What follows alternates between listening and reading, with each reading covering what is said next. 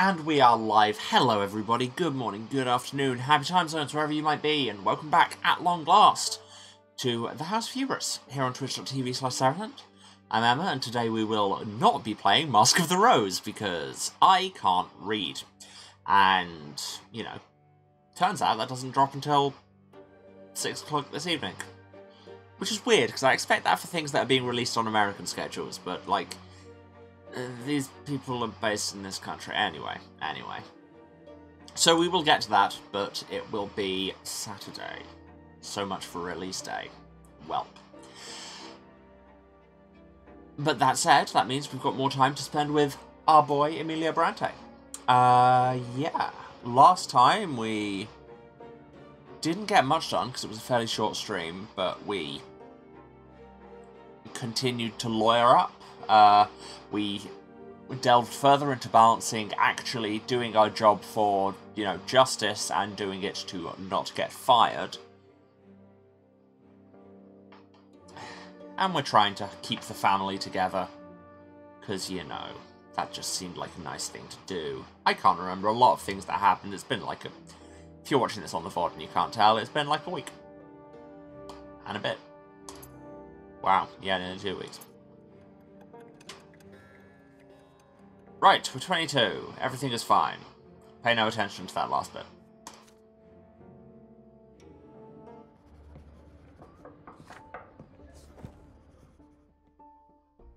And now we see if, once again, I can remember what anybody sounds like.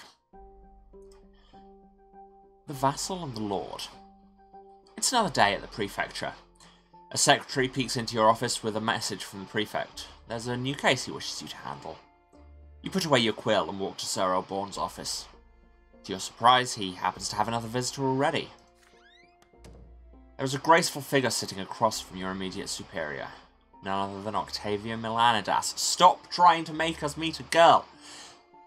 After all the times you met her in the capital, you expected the Archduke's daughter to be brilliantly, lavishly dressed. But her appearance today is modest and formal, with a high-necked dress and a strict bun. However, her demure attire only serves to emphasize her role as a distinguished visitor to the prefecture. You bow to the prefect and the noble Artnian lady.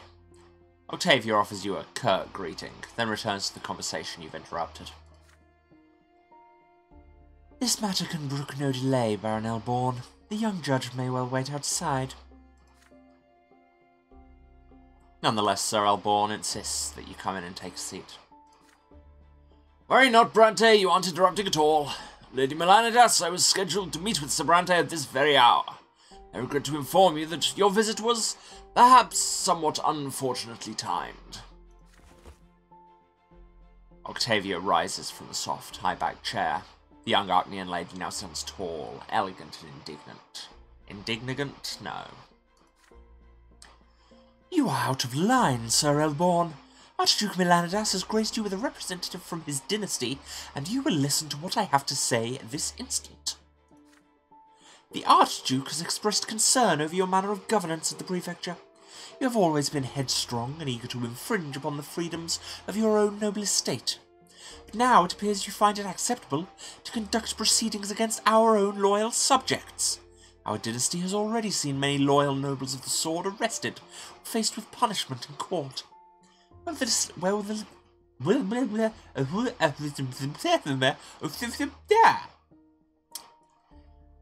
know I could speak Artnian, did you? Where will this lead? Do you mean to enforce your lowly laws against us Arcnians? Do not forget that those laws were written to keep low-born humans in check. Oh, we're just saying the quiet part out loud. Our lives have always been governed by noble honour and tradition, as well as the blood tide that is our heritage. Our only justice is the court of honour. The only rule above us is that of our sovereign, the Emperor, and the twins. Our only duty is to our kin and our forefathers. My ancestor Shah Milanidas himself granted the boon of nobility to you humans.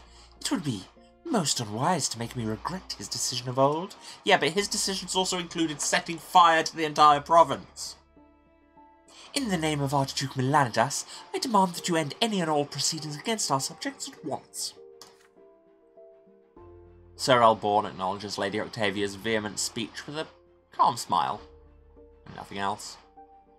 He shows no trepidation, no tremor, no fear, even though the lady across from him represents one of the Empire's mightiest dynasties.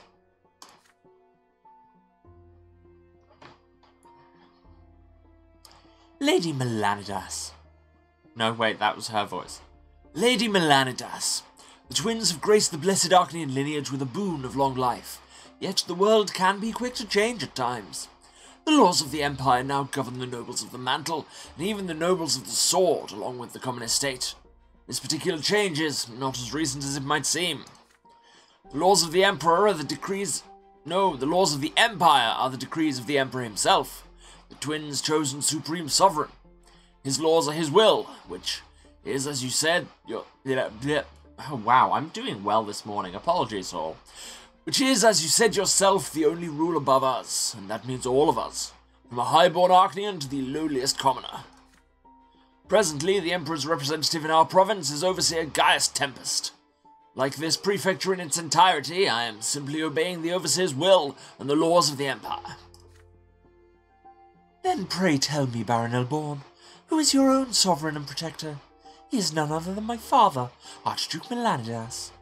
You swore him an oath of fealty and vassalage. It is your duty to follow his word and will. Or do you wish for the Archduke himself to address you directly? I tell you, cease this harassment of our loyal noble subjects at once. I will not leave until this order is carried out. Why, Lady Melanidas, I'm afraid this is quite impossible. As a servant of the Empire and Imperial Overseer Gaius Tempest, it is my duty to enforce the law. Now, if you will excuse me, Sir Brante and I have urgent matters to discuss. The gaze of the Archduke's daughter is locked with the prefect's in a silent struggle. Each expects the other to back down first. But then Octavia suddenly turns toward you. But I believe the young judge has more in him than blind obedience. Surely you are able to distinguish a rightful claimant from a threat to the province, are you not?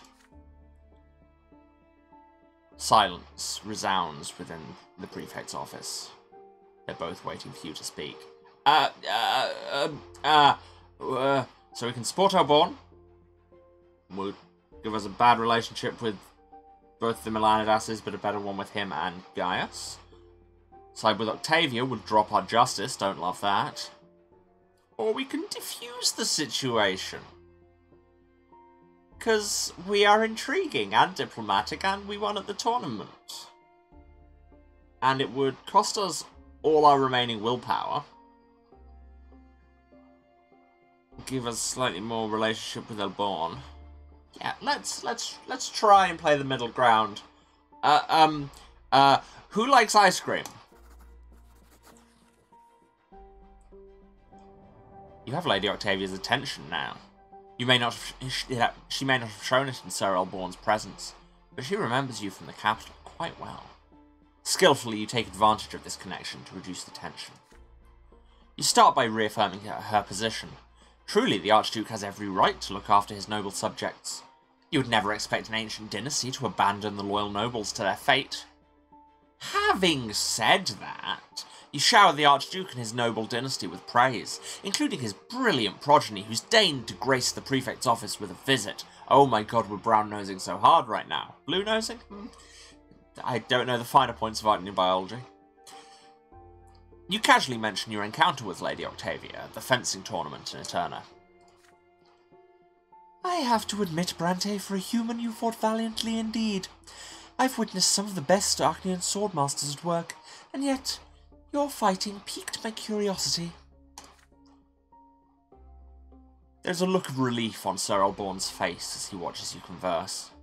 Still, you return to Octavia's demands. After all, she did not come here for small talk. The Archduke's words carry great weight, but sadly, Sir Elborn has no power to decide the matter. After all, he is but a humble servant of the Emperor. Perhaps it would be more prudent to take this matter to the Emperor's overseer, Gaius Tempest, who's also an Arknian of noble lineage. Just talk to my manager. Just like a moment ago, Octavia winces at the mention of Gaius Tempest. The Emperor's brother took away her noble family's right to represent imperial authority in the province of Magra. Still, the Arknian lady considers your words well before speaking again. So well that it causes me CPU chug. I swear to God. I swear to God, I have tried everything. To a certain extent, you are right, Emilio Brante. I cannot help but admit it. We Arknians ought to avoid involving humans in matters of supreme authority. It is still my wish and intention that Sir Elborn present us with an answer. But if he absolutely must learn the will of Gaius Tempest beforehand, then so be it. But do not tarry too long with your answer, or you risk angering my father. So, I'm not sure I love that our argument has been, well, you can't expect humans to have an opinion, right? Arknians should all be off deciding this amongst themselves. But hey, such is the price of centrism, I guess. Octavia rises elegantly from her seat. Before she leaves the prefect's office, her eyes rest on you for a moment. She bats her eyes charmingly and addresses you with a gentle smile, and then she is gone. Game! Stop trying to make us meet a girl! Elborn pats you on the shoulder, content with the outcome of the interview. Unbelievable. I never expected you to be acquainted with Octavia Melanidas. My thanks, Brante. You just bought me some time. If you hadn't intervened just now, I'd have had to defy the law and end all cases against nobles who serve the Archduke. We'll see what the overseer says about this now. Archduke Melanidas is testing the prefecture with his daughter. Otherwise, he'd have asked me to visit his palace personally. He's showing caution, which means we still stand strong, at least for now. We will continue our service to the law, without regard for the outmoded ways of the past. But I digress. This is high politics, and the prefecture still has plenty of cases to resolve. Let's get back to our work, shall we? With that, Elborn hands you a new case file. You thank the Baron, and head back to your office to study it properly. It's time to get to work. Yay! Better surrogate granddad likes us a lot. But we are out of willpower. I think you can still spend when you're at least at 0, so... Passion? Oh god. The game's going to try and make me meet a girl again, isn't it? The repercussions of your most recent encounter with the Archduke's daughter Octavia soon manifest themselves. A letter bearing the seal of the great dynasty of Melanidas arrives the next day. Inside the envelope you find an invitation to Castle Seppenwerda, the Archduke's residence. Visiting the Archduke of Margra himself is a great honour. To decline? Jesus, people pay me to say words. To decline such an invitation would be an insult of colossal magnitude. You immediately purchase a new doublet. Oh, we don't get the chance to insult? Damn. You immediately purchase a new doublet in the latest fashion, and ask father to lend you a precious family brooch. It depicts the Brante family crest, and the leaves on the oak branch are made of tiny emeralds. I thought that said tiny entrails. That would be a different kind of badge. Octavia should find it to her liking. Cool, but she doesn't get to have it. Your family cannot help but notice your preparations. Mother watches nervously as you make sure everything's ready for your journey. This sort of invitation has me worried, my son. Be careful in the Archduke's castle. You're still of low-born origin. Arknian intention spells danger to people like us, every time. Remember not to displease them, or the Melanidases will grind our family into dust. I'm sure it'll be fine. It'll be fine. It'll be fine. Thank you for the hydration reminder.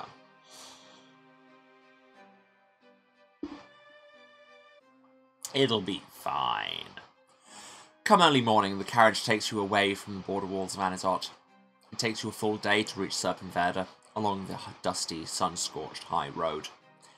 While on the road, you read notes on Arknian traditions and rules of etiquette again and again. To preserve your family's honor, you must make the best possible impression. The provincial words. The provincial powers that be will be watching your every step, and so will Octavia with her cunning grin. Only as the sun's about to set do you manage to spot the dark, colossal shape of Castle Seppenwerda. A towering fortification of jet black stone spread across a peak looming over the bed of a long-gone river.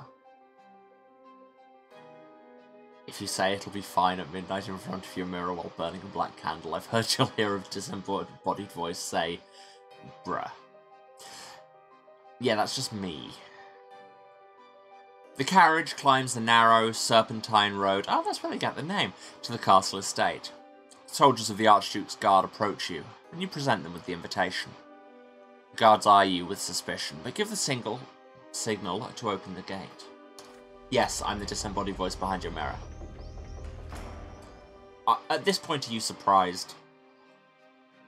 You're now inside the walls of the Archduke's castle. Inside the walls! Anybody else would just go into the rooms like a normal person, but we are creeping around inside the walls. I've been playing too much Hard Space Shipbreaker. You'd expected to see many carriages of other guests beyond the gate, but the courtyard is strangely empty. The guards show you to a servant, who guides you to a room reserved for guests, and leaves you there to wait. Steal things, steal things. The servant soon returns, and you follow him through the dimly lit corridors of Serpenwerda, lavishly adorned with silver, emeralds, weapons of war. See the things you could have stolen? The castle is silent. There's no noise, no music. It seems completely uninhabited.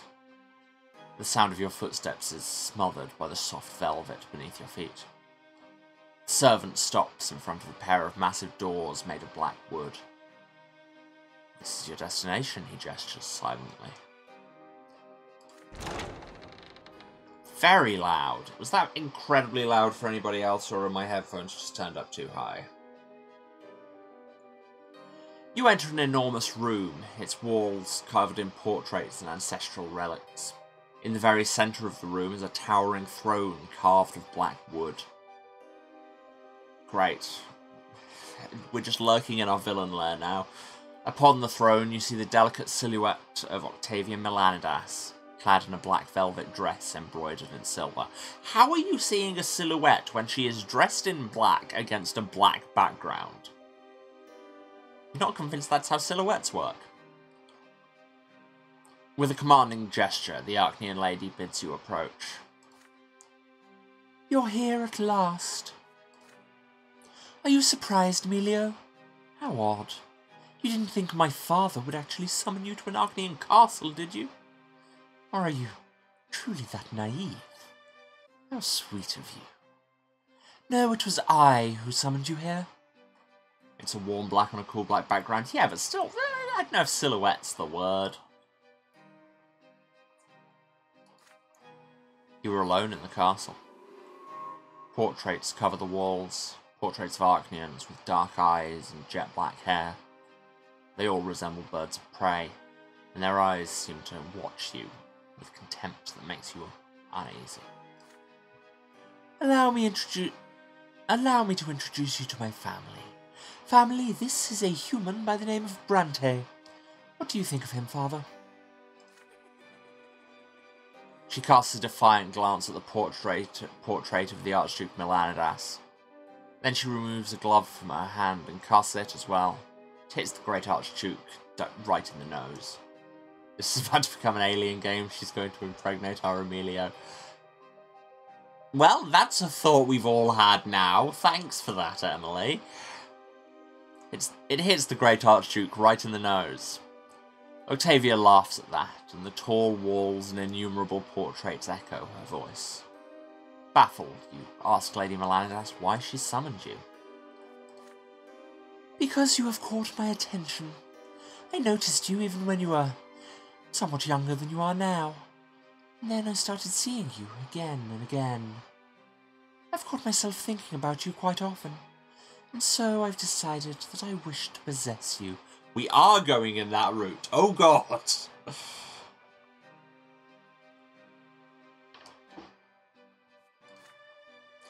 You will become my companion.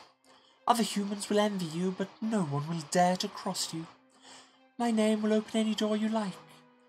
In return, you will satisfy my every whim, and I will do with you as I please.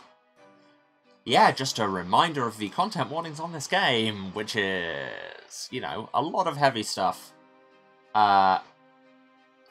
Yeah, and tied up with abuse of privilege and societal imbalance.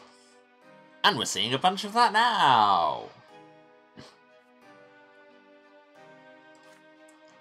Octavia rises from the throne, the hem of her dress lifting up to reveal her elegant, slender legs. Oh god, she's got legs! Girl got gams. You know the history of this throne, yes? My ancestor Sharmalanidas used to sit here during the rebellion of Magra. Can you imagine that? Sharmalanidas made decisions that transformed the entire empire, all from this very seat. Yes, some of those decisions were fire. And now it's gathering dust in this vainglorious art gallery of my father's. Now, come to me, human. Oh no, we're gonna... is the game going to have us bone this incredibly rich lady on her ancestor's throne? I really feel like it is.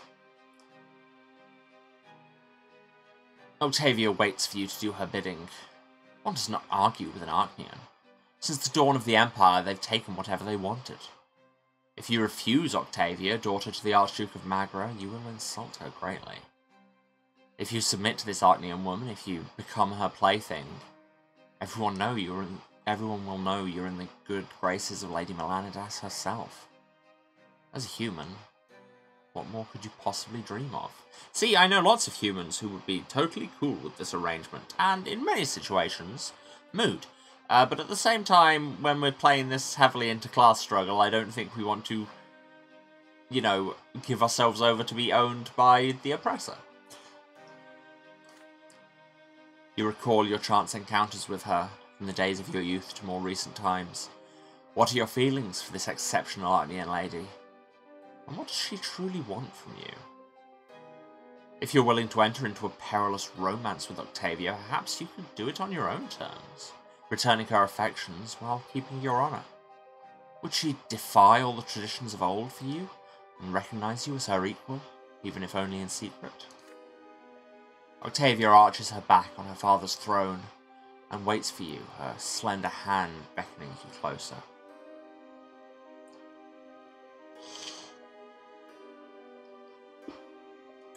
So this is going places.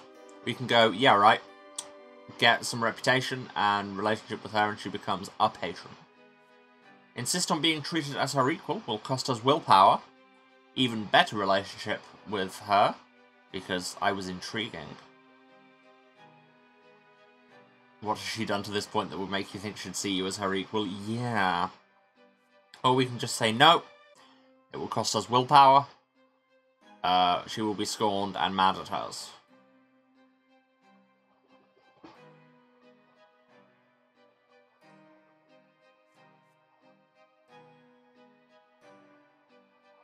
I mean, it's very intriguing to me that this is even an option. Actions have consequences, right? Because, yeah, I don't know if I want to just be like, Lamau, no. I'm surprised there isn't a way of being like, no, but not in a bad way.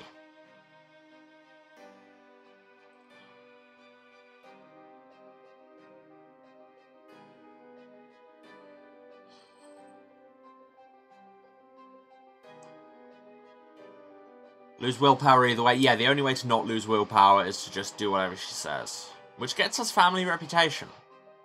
But I also kind of hate it.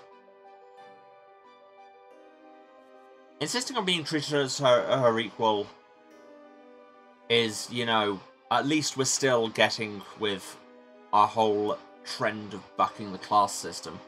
Given the metaphor, I don't think rejection in a not bad way is a social option. Yeah, right?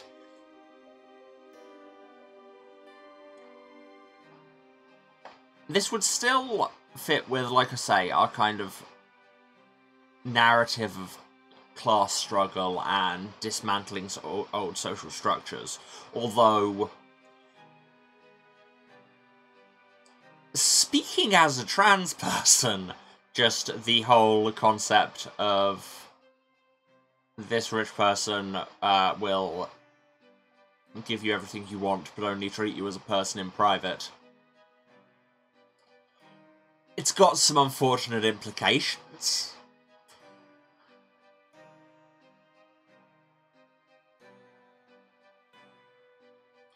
And we can have it because we've intrigued her, which means it continues the narrative thread of... Because we only got that because we won the tournament, which we got because we worked for it for our entire childhood and adolescence after we had that fencing lesson as a kid. So it would carry that through. We don't seem to get anything good from rejecting her other than just not having done it.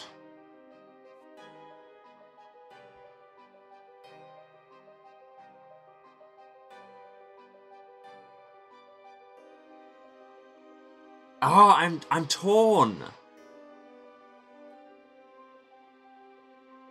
I think the most interesting narrative choice is insisting on equality so we can kill her later. Yeah, but... also feels like we're slightly betraying the memory of incredibly gay Emilio and our husband who is away being a cop.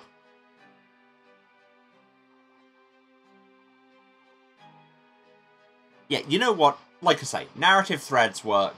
Sure, why not? The stream's choppy. I'm not seeing any, like, I'm not getting chug, and it's not in my stream preview, so it might just be on your end. Yeah, why not? This is narratively interesting. Achievement unlocked, Soulmate. Okay, Steam achievements, you may have misread the situation. You give Octavia your answer, looking her straight in the eye. This seems to have gone places immediately. You've been in love with her ever since you were young. What? Enchanted by her beauty and grace, every chance encounter a treasured memory. What? And you know that this feeling is mutual. To you there is no greater honour than Lady Octavia's affection. We're making this up, right? But you cannot yes, this is all a speech we're giving. But you cannot sacrifice your honour as a nobleman for the sake of this love. You do not mean this as an insult, on the contrary. Lady Melanidas is far superior to you. It is true. Yet you two are of the noble estate, and you cannot accept humiliation even if you must face the full extent of the Melanidas' desire. You will reciprocate Octavia's affection, not as an obedient plaything, but as a man and a noble. Oh, this is... we've already gone full... I can fix her. I'm regretting. We did fall for the trap of meeting a girl. I know I said I would never let the game make me meet a girl, but there were no good options here.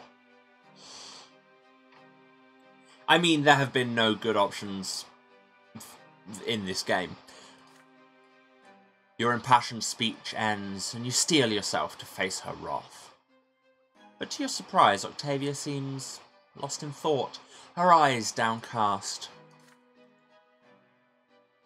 Nobody denies me. I'm not used to this. Very remarkable human indeed, Emilio Brante.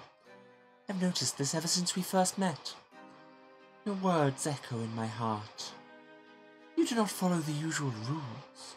Any other man would have been grovelling at my feet by now.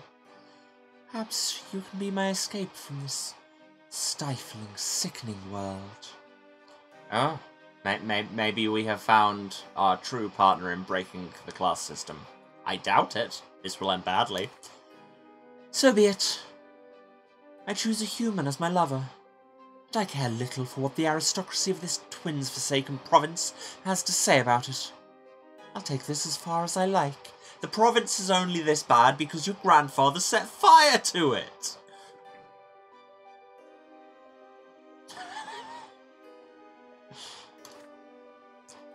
But you will be safer if our affair remains a secret to the world. Now, come to me, my sweet human. No complaints from the bi/polyam corner.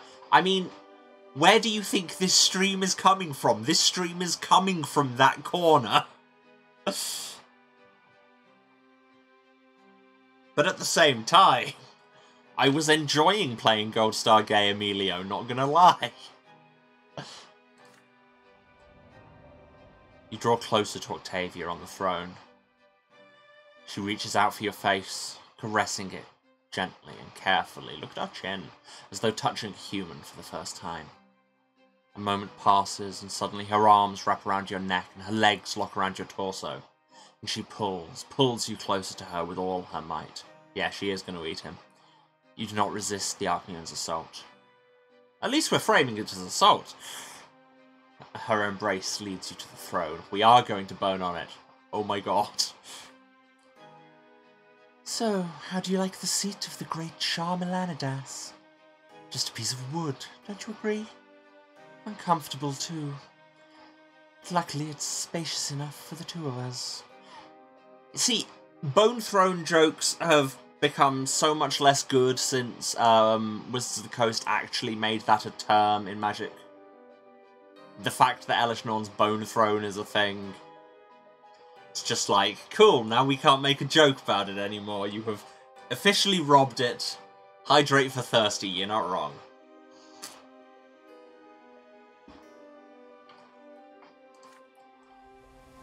Octavia's ravenous lips, yeah, she is going to eat us, find yours, as her hands free you from your fashionable attire.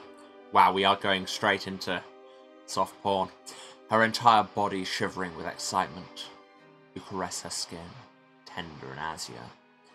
You commit her to memory, studying her, trying to understand her. Octavia's eyes are dark as the starless sky, sparkling with delight from your sweet transgression. But why does she seek this pleasure with you? Why would she humiliate her ancestors and her very dynasty by having an affair with a human?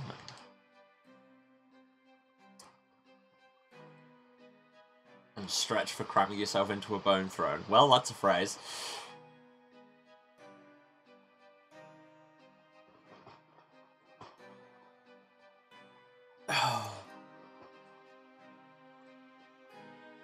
I mean, rich lady with a kink for slumming it is, you know, not the most uncommon trope. Seeing you preoccupied, Octavia gently pulls your head up by the chin. She kisses you passionately, and her lips start moving down your half-naked body. Her inhuman passion swallows you, oh god, she has eaten us, and overtakes you, until the vast throne room of the Melanidas dynasty echoes with the last of her ecstatic moans. Wow, yeah. Found the way to overthrow the system, exploit their humiliation kinks. Yeah, see, the problem with that is that upper-class people with a kink for slumming it, you know, always conveniently abandon that when it would cause any substantive change to happen. It's good right up until it would have any actual effect on their lives. Then there is silence, save for the sound of your heavy breathing. That's what assassination's for. I mean, yeah, but why do we need to bother with the kink at that point? Octavia caresses your back slowly, then playfully pushes you off the throne. There are 16 steps up. Your neck is broken, no. The Archneons watch you from the portraits, their faces as dispassionate as ever. I mean, surely that's good. If the portraits were suddenly visibly into it, that would be more worrying. Octavia returns to you at dawn. What, did we sleep on the floor? Now wearing a modest black dress, her hair in a formal bun. It's time for you to leave, Emilio.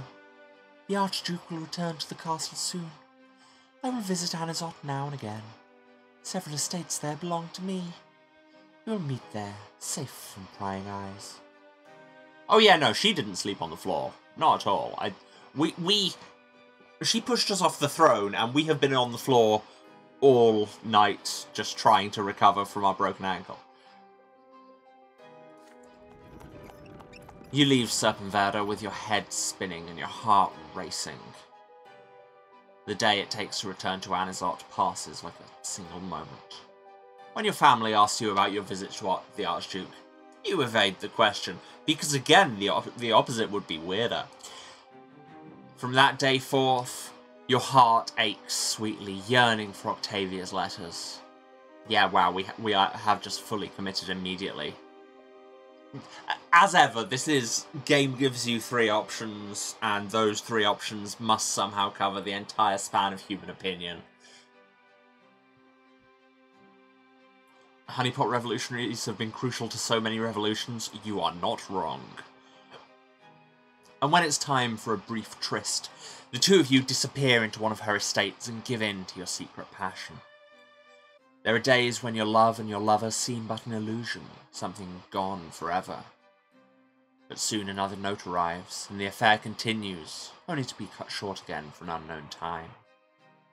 You've stolen the heart of the most beautiful and high-born Arknian lady of Magra. Only one nagging thought casts a shadow on your love. What will be the price for this insolence? Are you suggesting actions might have consequences? Seems fake. Our encounters are rare, yet passionate. Because treating me as an equal doesn't mean doing anything in public. Again, a story I've heard so many times. Honeypot Revolutionaries is your next indie band? Absolutely.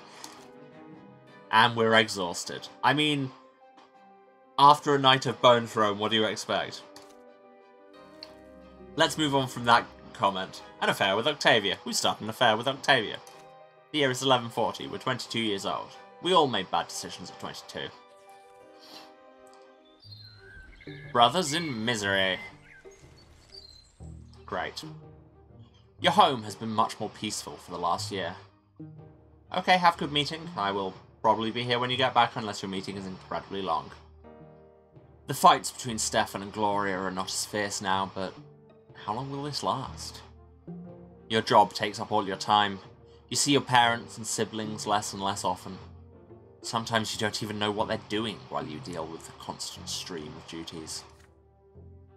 This morning you head out on urgent business. You take one step out of the gate and run into a uniformed gendarme. Emilio Brante, your presence is requested at the prefecture dungeon. Taken aback, you ask what this is about. We have your brothers Stefan and Nathan Brante in a cell. They were arrested last night at the Steiner's Inn. They asked us to send for you. Constant stream of duties until he gets 20k subs. Mood.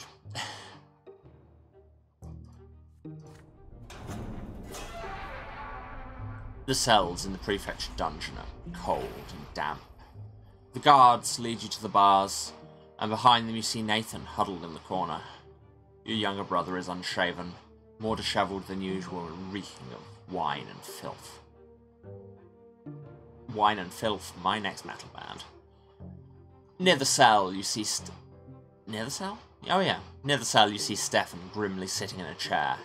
You guess that the gendarme thought it best not to put him in the same cell as his low-born brother. Upon seeing you, Nathan lets out a whimper, and Stefan cracks a bitter smile. The sheath on your brother's belt is empty. There you are at last, Emilio. Have a look at our younger brother. Yesterday he got drunk in the company of some dubious fellows. They're commoners, yet they dared to surrender to pleasure. They started a brawl, wrecked the inn, and harassed the waitresses. And I have to pick between my brothers? Can I say none? Can I leave? Can I just go? As soon as I heard, I rushed to save this drunkard from shame. Nathan cowers into the corner, horror-struck. I'm not convinced Stefan is telling the whole truth. I walked in and demanded that Nathan come with me, but his cronies wouldn't let him go. That's not true. You just grabbed me by the collar and dragged me after you. You nearly suffocated me. Shut your mouth, cur. So, brother, they seem to have some sort of sect.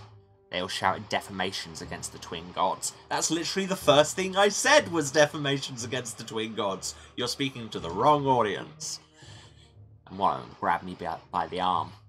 I was forced to skewer this heretic with my sword. I hope a lesser death will teach him never to lay his filthy paws on a nobleman. He was just trying to talk to you, Stefan. Silence. Then the gendarme barged in, and here we are. I've been accused of an unlawful murder. Apparently the new laws allow killing a commoner only if he attacks first or wields a weapon. They say that in the event of an insult, I'm supposed to file a complaint with the prefecture. So now they're going to seize my sword for a whole year. What a shame. It's all your fault, Nathan.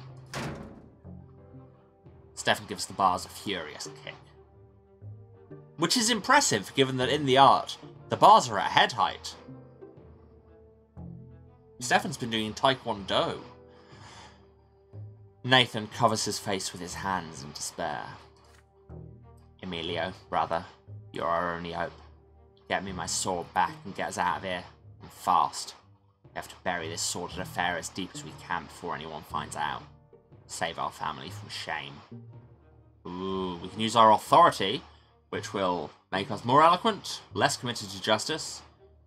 Better relationships with Stefan and Nathan, worse with Elborn, because we are a nobleman, with a career at least 5. Neither is an option. We cannot take them to the Inquisition, because we're not a priest, and the Inquisition isn't in power. We can't blackmail the judge, because we're not a lawless spy. We could ask Father for help, which would damage both the reputation and unity of our family, but would make me a better manipulator. Better relationships with Nathan and Stefan, worse with Robert. Or we can just say, nah. Lose 2 reputation? Oh, that's bad.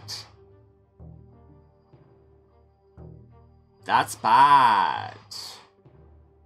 Because, like, there's a whole failure thing for... It is... There is one for our reputation dying, right? Family outcomes. Family falls apart. Is unity 2 or less. We can't get ennobled by the sword unless we're high reputation.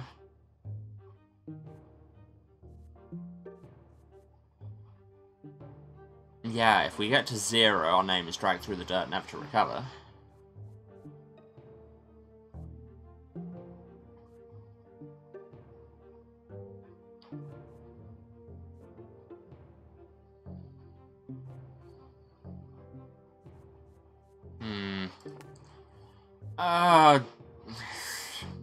Fine. You command the gendarme to give the nobleman Stefan Brante his sword back at once. He's not broken any law and must be freed. As for Nathan Brante, you will personally cover the damages the inn has sustained. This is no reason to keep the son of a noble family behind bars. But, Your Honor, Sir Stefan ran that man through right before our eyes. The law says... You glare furiously at the captain. That commoner, a heretic no less, dared to assault a born nobleman and grab his arm. Or does Linad claim to know the law better than Judge Brante? Remembering his position, the gendarme nods obediently and returns Stefan's confiscated sword. Oh God, we're the man. I knew I could count on you, Emilio.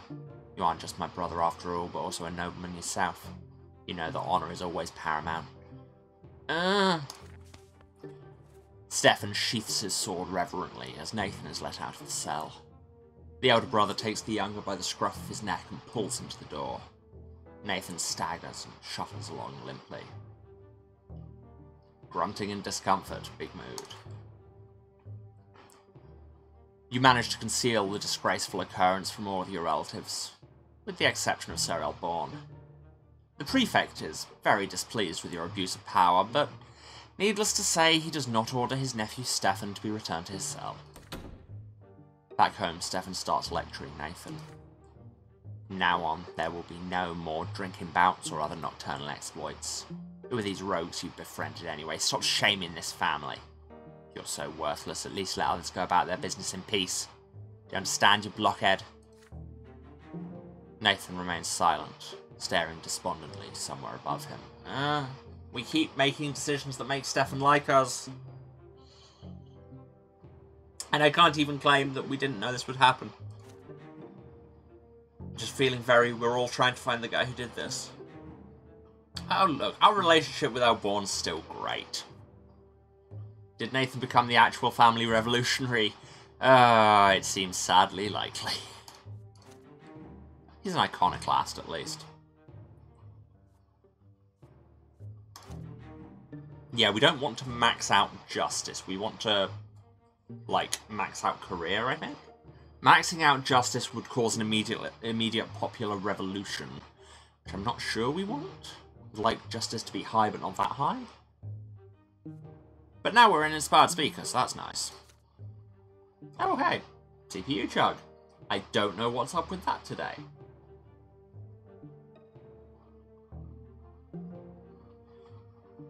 And now we sit on this blank page for a moment while the game... I'm not a fan of populist revolutions. I just feel like this one will end badly. Maybe that's just me.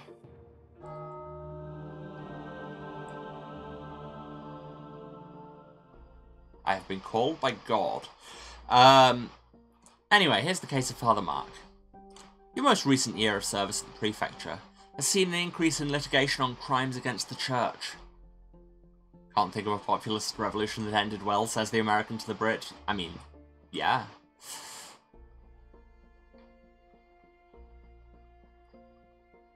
More and more people are joining the ranks of the new faith in Anizot. The movement began with destitute beggars who had nothing to lose, but for years now many well-off commoners and new nobles have been joining the fold. People say the leader of the new faith in Anizot is Father Leonard, the abbot of the Temple at the Silver Tree. The city's leaders would love to expel him, but he's too highly regarded by the common folk. Complaints and cases of defiance of one's lot keep pouring in. Every day somebody is reported by their neighbours for heresy, and everyone is writing a book. No, that just felt like a very Seneca line.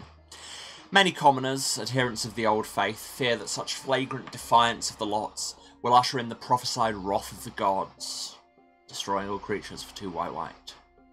However, you and the other judges, that's a word, have no choice but to reject most of these cases. As a secular institution, the prefecture has no authority when it comes to crimes against faith. Only the church and the Inquisition have any say here. In the middle of another busy day at the prefecture office, the door suddenly swings open. A tall gendarme wearing an officer's uniform walks in. He takes off his helmet, adjusts his short, fair hair, and bows to you hastily. We say this as though we don't recognise him as the man we just browbeat. Captain Linand reporting, Your Honour. My boys finally caught Father Mark, the dreaded apostate heretic. The prefect told us to take him to you for judgment. You, bring him in. Two gendarmes bring in a short, stout man wearing a worn, dirty priest's cassock. Priests wear the sacred symbol of the twins, a cross within a circle, but that's the X-Men. But this man does not. Forced to sit before you, this odd-looking priest is nonetheless strangely undisturbed by his arrest. His eyes, curious and glimmering with life, study you intently. This is him, Father Mark in the flesh. We caught him trying to preach that teaching of his, smack in the middle of a drinking hall for the lowborn in the Grey District. Some guy took offense and called for the gendarme, and we got there right away. Father Mark, you've heard the name ever since you were a child. His cult of rejection of the twins has expanded tenfold over the past several years, with nobles, commoners, and even other priests joining his flock. The Inquisition has hunted this heretical apostate for years. Apostate, apostate, I can never decide which one I say. It's one of those words that comes out differently every time I say it. For years. But Father Mark has always eluded capture. Until now. Some say he has powerful protectors. Here are statements from people at the establishment, Your Honour. You flip through pages of handwritten statements. Father Mark isn't just preaching, he's openly defying not only the lots, but even the twins themselves. Father Mark teaches that the gods have neither design nor purpose, so we are under no obligation to serve them or prepare our souls for the hereafter. You put the papers away, ready to question the profane priest. What was the subject of his sermons? What was he trying to convince his listeners to do? Father Mark prefaces his answer with a dazzling smile. As a judge, it is your duty to enforce secular law. You know as well as I do that I have broken no such law. I am a priest, my friend, and in the Empire, priests are allowed to preach. I was preaching the proper way to live one's worldly life, for this is the only existence we have. I told my listeners not to waste their lives serving those gods. The twins surely love us, but alas, their love violates us as much as their law. This entire world is proof of that. Also have good meeting. Everybody's got meetings today, honestly.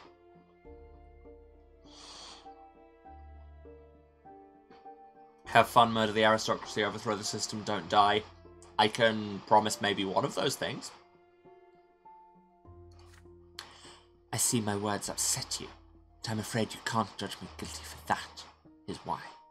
You see, mine is the priestly lot if the judgment of the church is to be trusted, which means that only the Inquisition Tribunal may find me guilty. So you could hand me over to those Black Cloud thugs, but alas, you will get absolutely nothing in return. The Inquisition wants to light their pyres in every corner of Anisot, and all they need for that is me. As soon as they get me, the Inquisitors will tell the Prefecture to step aside and start enforcing the law themselves. Is that what you want, my friend? So, what are you to do with me? Well, let's think about it. As a secular judge, you can't judge me guilty, but giving me to the institution will weaken the Prefecture.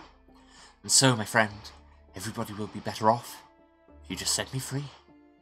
Trust an old philosopher. It's better for me, better for your prefect, and better for you as well. Surprisingly, the gendarme captain smiles knowingly at these words. He leans over and whispers a few words in your ear. You cannot help but notice the scars all over his neck. I'd say the old heretic's right, Your Honor. If he's still got the priestly lot, he's the Inquisition's problem. It's too dangerous for the Prefecture to meddle in churchly affairs. And strictly between you and me, if the reports I'm getting are to be trusted, this here Mark's been rubbing elbows with Patriarch Cassius himself. Letting him go might get us on his good side, and Sir Patriarch's a very wealthy man. But suddenly the captain's voice trails off, as the book to your office opens without warning. There's a young woman at the door, clothed in a black cassock and bearing the telltale silver seal of the Inquisition. I am Sister Jeanne, Your Honor. I serve the Order of the Inquisition. I think somebody else has probably had this voice, but there's so many characters in this game.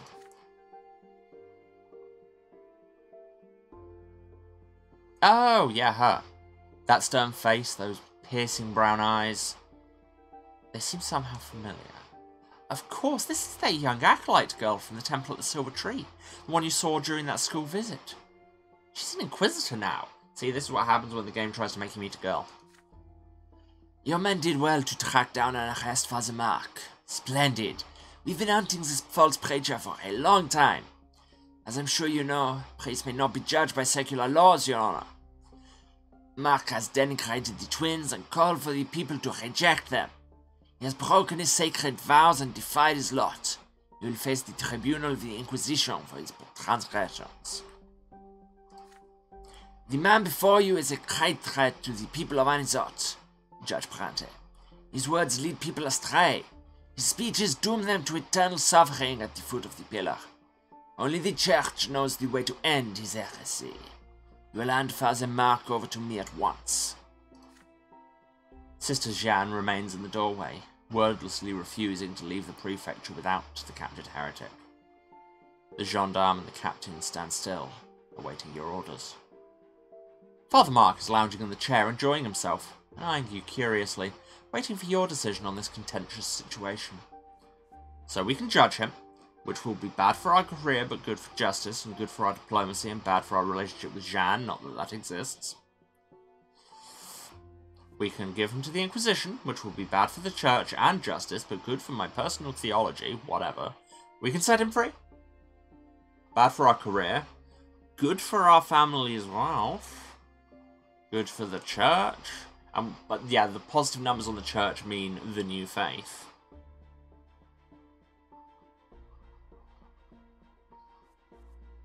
Or we prosecute the case with the Inquisition, which we can't because we're not theological enough.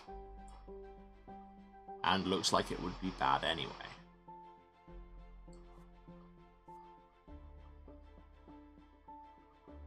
My ad's about to start. Well, thanks for that notice, Twitch. Yeah. Wow, we've been at this an hour already. How time doth indeed fly. Cool. I need to take a break. So I'm going to get some water, move around. All those self-care things. You all should do the same. Have a drink, have a snack. Have a stretch. Say hi to somebody in the real world, because that's fun, I'm told. And yeah, take your meds if you've forgotten to. This is your reminder. I will be back in about 3 minutes. If you could let the ads run, much appreciated, and we will make this decision and see just how committed to, you know, impartial justice we are. Alright, love you all, see you in a few. And I'm back. Yeah, I think...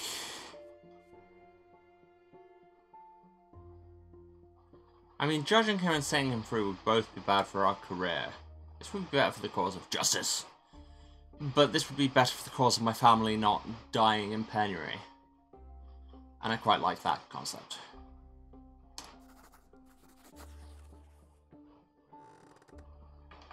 You tell Sister Jeanne that, regardless of the situation, legal action is required, and legal action takes time. Then make haste, Your Honor. When it comes to protecting the faith, my order will brook no delay. The Inquisitor leaves your office, clearly displeased. You're left alone in your office with Father Mark. He's still as calm as before, eyeing you, waiting for you to speak. You admit that Mark, as a priest, has not violated any imperial law with his sermon, and you are no Inquisitor, and thus not qualified to judge the truth or falsehood of his teachings. Wow, we are just full jobs worth in this. You are demonstrating a will of your own, my friend. Well done, Your Honor. This is your first step toward freedom. Yours, not mine. Your fellow judges won't understand your decision, but you mustn't let that cloud your judgment. Handing me over to the Inquisition would spark far more than a single pyre. The Inquisitors would gladly break every imperial law you have. You have protected the authority of the prefecture. Well done. I feel less comfortable in my decisions now that you told me quite this hard about how sensible I was to make them. Although I can't say you will be free of this predicament anytime soon.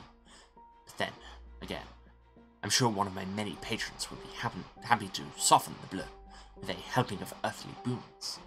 But we have a more pressing matter to discuss right now, don't we?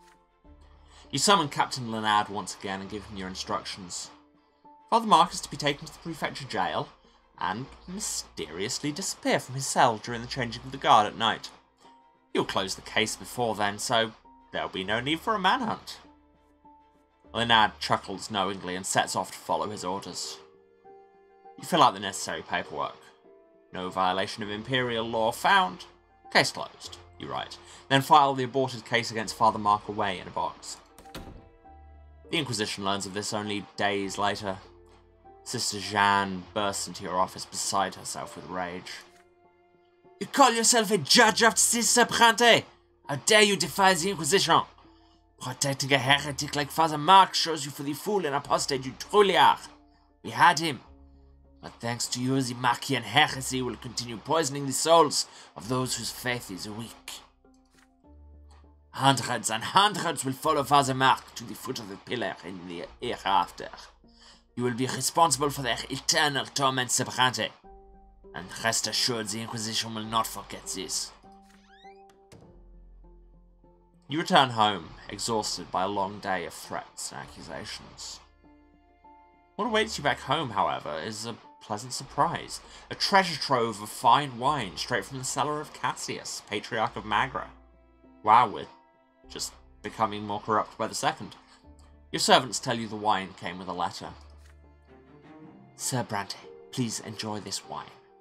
Savor your earthly life before the twins snatch it away as well. Yeah, the church is technically even further into schism, but, you know, going in the good direction. Our career is not doing great. But then, again, we don't want to max that out. But our wealth? We're out of poverty. And we're better at scheming for, you know, unrelated reasons that nobody can prove. But now it is 11:41 and we are 23 years old.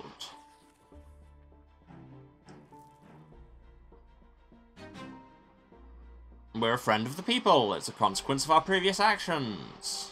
Justice is decent. We did not make a deal with Ramiel Vermin. I barely even remember who he was or what his deal was. Oh, he was the guy who was trying to prosecute the people running a print shop on land he had rented them, right? Anyway, let's have a consequence. Another day of work at the prefecture is winding down. After hours of paperwork, your fingers are cramped, your vision blurred. Today, you must finish incorporating the new decrees of the Great Imperial Council into the Magran Code of Law. The document will then be sent to the Overseer. A knock at the door distracts you. Your visitor is someone you were not expecting to see. Mayor Egmont enters your office.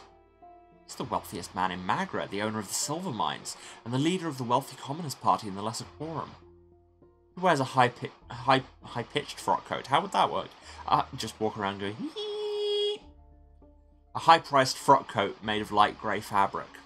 He wears no jewellery, but his coat is richly embroidered. The most luxury a commoner can ever afford. Egmont offers you a broad, sun-tanned hand. Hard, work-weary, and eternally calloused. This is a man who's earned his fortune with the sweat of his brow. Which, I hear tell, belongs to the Pope.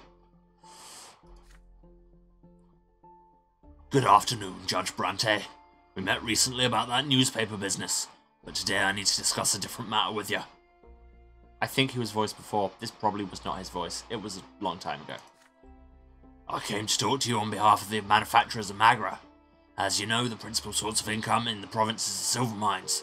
Our mines provide silver for the sacramental rites conducted in temples all over the Empire. But the upper vein of ore is nearly exhausted. We need to process new deposits that are further down. That's where our trouble with the law comes into play. In order to get to the deeper layers of ore, we need gunpowder. A decree from the Great Imperial Council has forbidden common people from using it. Back in the capital, they're afraid we'll turn that gunpowder into a weapon. But this restriction will harm not only the manufacturers and the miners, but the province as a whole. The silver trade will decline, we won't have enough money to buy grain, and soon even the nobility will be impoverished. I know that you, the judges of the prefecture, are the ones who interpret the decrees from the capital, so I implore you, Sir Brante, to come to the aid of the honest tradesmen of Magra. Pass an amendment allowing the use of gunpowder in the silver mines.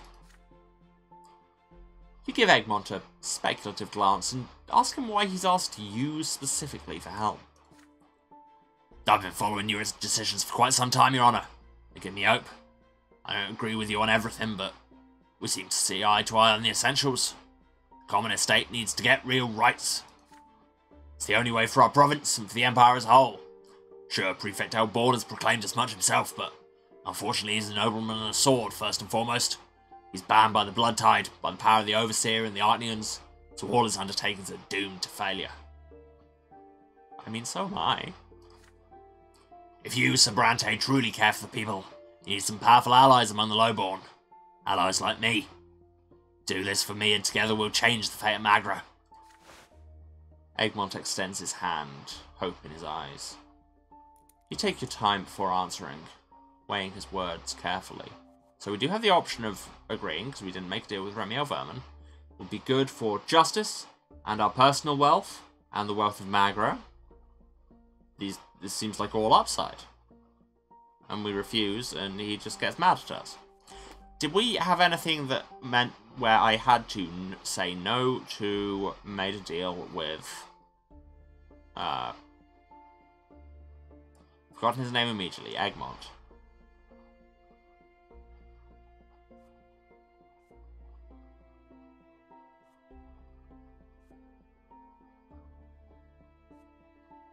Is this overly gaming the system? Who can say?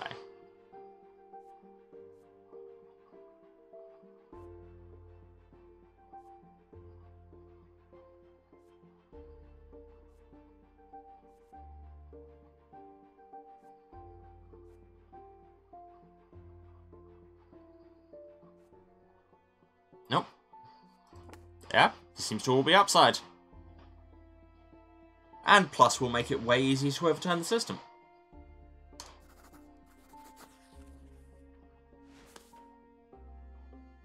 You take his hand. Eggmon gives you a strong handshake.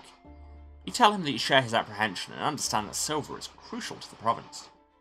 You promise to amend the law so that the restrictions don't apply to silver mines. Yeah, we only said you can't use it as a weapon, and this is more of a tool. Thank you, Emilio Brante. Nobles who care about the needs of the common folk are few and far between. This is what nobility really means. I share your belief that only a union in the estates will lead the empire to order and prosperity. You can count on my support. Silver is the lifeblood of Magra. Today you've not only saved us all from ruin, you've also made every Magran a little bit richer, yourself included.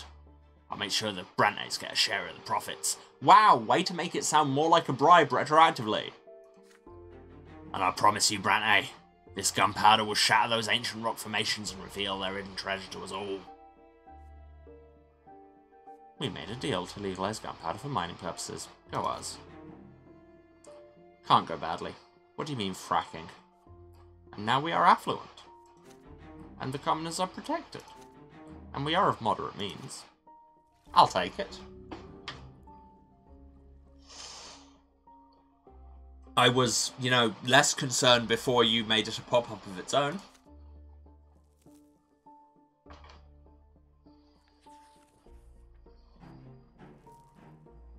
A debacle in the shop. Again, a consequence of our previous actions. It's just all consequence today. No action, all consequence. That's the way we like to... No. This was justice at least 8. Your tenure as a judge has yielded considerable results. More and more often, common people come to the prefecture to assert their rights, and succeed in doing so. Some local villagers have even started coming to seek the court's protection. All over the province, there's talk that a new era has come, that the law is, in fact, the same for all. Huge if true. This morning, on your way to the prefecture, you anticipate a peaceful day, full of paperwork. But as soon as you enter your office, Elborn rushes in after you, always the way. Don't sit down, Brante. You've been assigned an urgent investigation. This morning, a tradeswoman, old Mrs. Steiner, came to the prefecture with her 2 grandchildren. She demands that we punish Sir Elverger for setting fire to her shop and trying to rob her. I mean, yes, that is what we in the business would call a crime. It was 2 crimes. Well, the Steiners had just finished writing up the complaint when Elverger himself came bursting in. He immediately sued the Steiners for his own murder. Come to warn you, Brante, even though the Steiners were acting in self-defense, you still have to find in favor of Elverger. You're surprised to hear this from Elborn. Seeing your perplexed look, the prefect frowns. I'll explain. Before, low-born shopkeepers like the Steiners wouldn't have dreamed of suing a nobleman. Everything was always decided in favor of the nobility, as you may recall. Now the law has more power. Our efforts have not been in vain. However, we're now talking about the murder of a nobleman by commoners. I'm afraid these changes have been too drastic.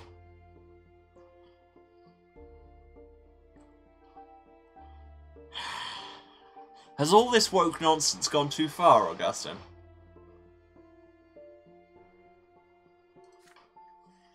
The governing elite of the province are watching our every step. Justifying the murder of a nobleman would be going too far. The overseer and the magistrate might well decide that it's time to take back the common people's rights. We can't let that happen, Emilio. What if taking rights means you have less rights? Every British newspaper. 2023. Court is in session. You are presiding over the Board of Justice. This is the Board of Justice, and if you break the law, I'll hit you with it. One bench is occupied by the sombre Maximilian Elverger. His papers state that he's a nobleman of the sword, living off his estate. He strokes the pommel of his sword nervously and breathes heavily. Not in court, my dude. Ready to explode in a fit of rage. On the other bench, you see the Steiners, low-born owners of a well-known jewellery store. Anne Steiner, a short, wizened woman wrapped in several layers of dark silk, looks defiantly at Elverger. Her 2 grandchildren stand silently behind her, their faces impassive. Their names are Scott and Rick. No, they're not. My squad noticed the fire at the Steiner's shop. We stormed in and saw those Steiners standing over the dead body of Sir Elverger and watching it crumble to dust. The old woman shouted that she had to go to the prefecture, so we brought her and her grandchildren here, and Sir Elverger suffered a lesser death before our very eyes. Miscreants! Those low-born scum killed me! You sternly call the nobleman to order. The commoners will speak first. If I could do a Scott Steiner impression, just know that I would be doing it here. Sir Elverger showed up at our shop at dawn and started banging on the door. We opened despite him being completely drunk, scarcely able to stand on his feet. He demanded to see our pearls. Well, what could I do? I showed them to him. And then he started sweeping our pearls right into his own pockets. I tell him those pearls are not free, sir. He draws his sword. I'm a nobleman, he says. Everything should be free for me, such as your lot, he yells. Your lot is to work for me. Well, I explain that the pearls cost 20 coins. So he takes a lit lamp and smashes it on the floor, and then he charges at me with his sword. My grandchildren came to my rescue. They went and pushed him. They used no weapon, naturally. Sir Elverger hit his temple against a showcase and fell. We came to see how he was, but he was already dying. We didn't kill him, his own anger did. Do I get an option that's just to say based? So, I didn't come here to confess to murder, but to ask you, Your Honour, to protect our family against this bloodsucker. We had a hard time putting this fire in the shop out after what that rascal did. You ungrateful old hag! You should have been delighted that I was taking your pearls. All of high society would have seen them. You're a blasphemer too, not knowing your lot. The lowborn must not contradict us nobles. It's forbidden. I know my lot. I'm supposed to command.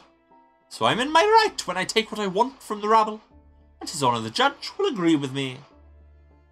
You make so many excellent points, and you have a moustache that in no way makes me want to punch you in the face.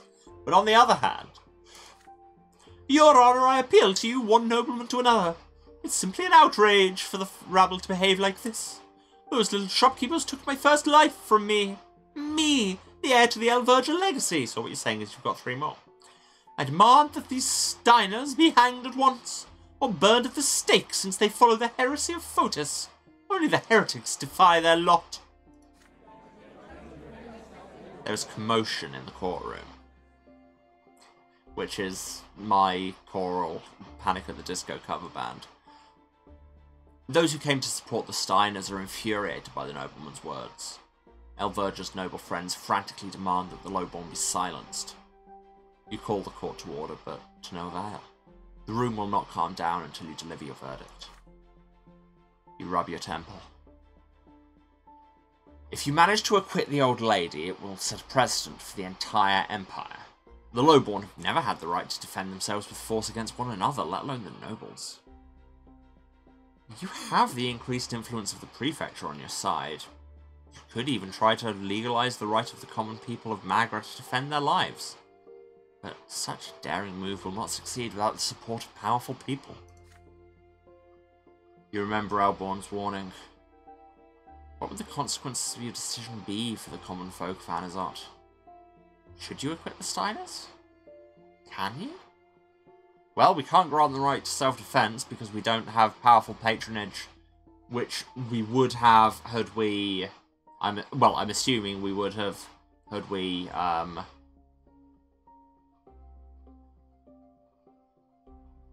submitted to Octavia on her terms.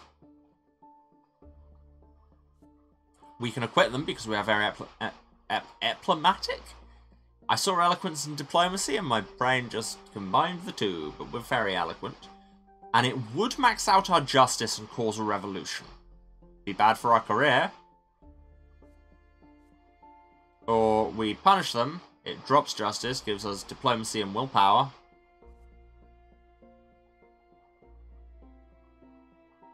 In the words of T-Rex, say you want a revolution. You rise, cutting off the racket in the room, and begin your speech.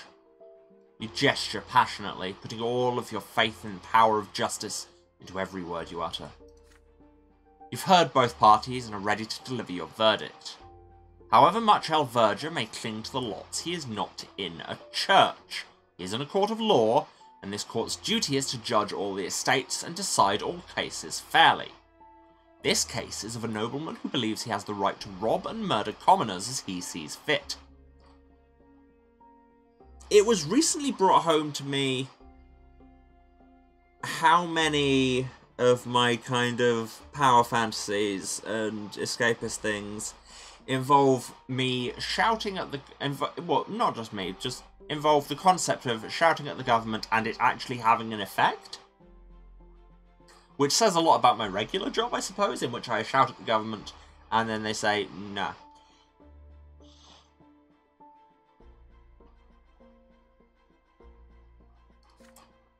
The Steiners are completely innocent. They were merely defending themselves against Alverger's assault. They are free to go. On pain of punishment, Alverger must not persecute these people further or make any attempt on their property. The courtroom is stunned by your decision. For a few moments, everyone's frozen, unable to believe that you just acquitted the killers of a nobleman. Then the common folk burst into cheers. The guards escort the enraged Alverger out of the room by force. Flummoxed, the Steiners talk over each other in their haste to thank you. The other judges stare at you in horror. The trial's over. Finally, we use the power to break the system, just as was always the plan. Well then, Brante, it's a shame you didn't follow my advice. Now the lowborn have nothing to stop them from taking up arms. There's a terrible storm brewing. We can only hope we won't be smashed against the rocks. I mean, I have this badge that says Protector of the People. So, you know, people love me. Our career goes down. It doesn't lead to any negative effects until it goes down to 2, so there's that. So we'll see. Justice, commoners seize power. Let's go. And plus, we're even more of an inspired speaker. Turn the page. Year 1141. The Guns of Illyria.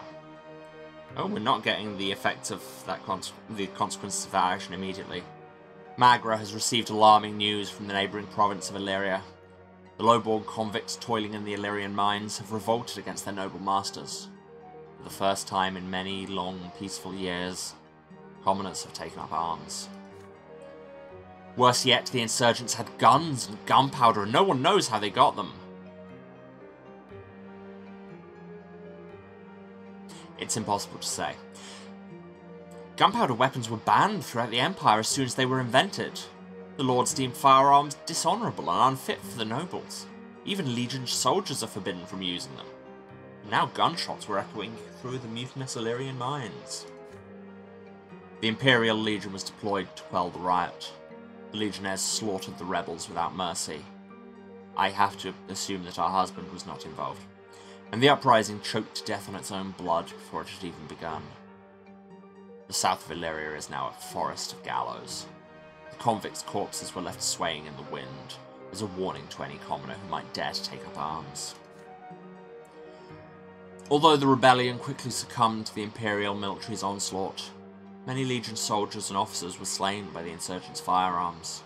Their steel armour was no match for bullets. The rioters' weapons were destroyed in a public ceremony, but no one knows who built or smuggled them into the mines.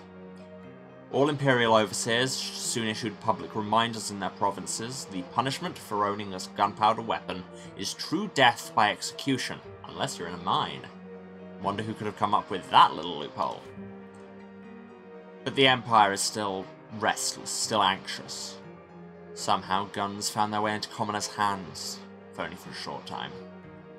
Could gunpowder and lead one day endanger the old ways of the Empire? Hope so. Authorities in Magra fear that unrest may soon spill over here. Due to the double tax, peasant farms and industrial manufactories are facing harsh times. The province's wealth is steadily declining. I don't know, I'm trying to pump it up. But the discontent of the summoners is still held back by the eternal lot that demands they accept their suffering. Yeah, but what we've proven is that you can just not do that. wealth drops, but it's still good. And that is all. A friend in need. Yay, Thomas! You arrive at the office one fine morning and find a visitor already sitting there. The visitor is none other than Thomas Garrow. Our husband's back. Yeah. Hailer, Thomas is back. His heavy uniform already bears a captain's chevrons. Can I refer to you as Captain Magra? If not, why not? Thomas looks nervous, his fingers drumming a foreboding staccato on the desk. Why has your old friend decided to pay you a visit? You pat your friend on the shoulder and congratulate him on his promotion. Thomas shrugs, quietly brimming with pride. I got bumped up a month ago. Apparently the Legion's running short on decent officers. And then I realised why there are so few of them. Wish I knew my direct superior was going to be our very own Commander Otten. Thomas grows grim at the mention of Otten. Listen, buddy. You and me, we always help each other out, right? That Artnian bastard, well, he challenged me to a duel. For the second time, he cut me down a month ago. That was my second lesser death. I know I never told you, but it was tough. The gods, they spoke to me there, in the hereafter. But right now I've got something worse to worry about than matters of the soul. See, Otten, he remembers me from the time at the academy when I stood up to him at a party. Now he's going to kill me again and again until my true death comes. So it's a duel. That's Otten's way of having fun with his subordinates.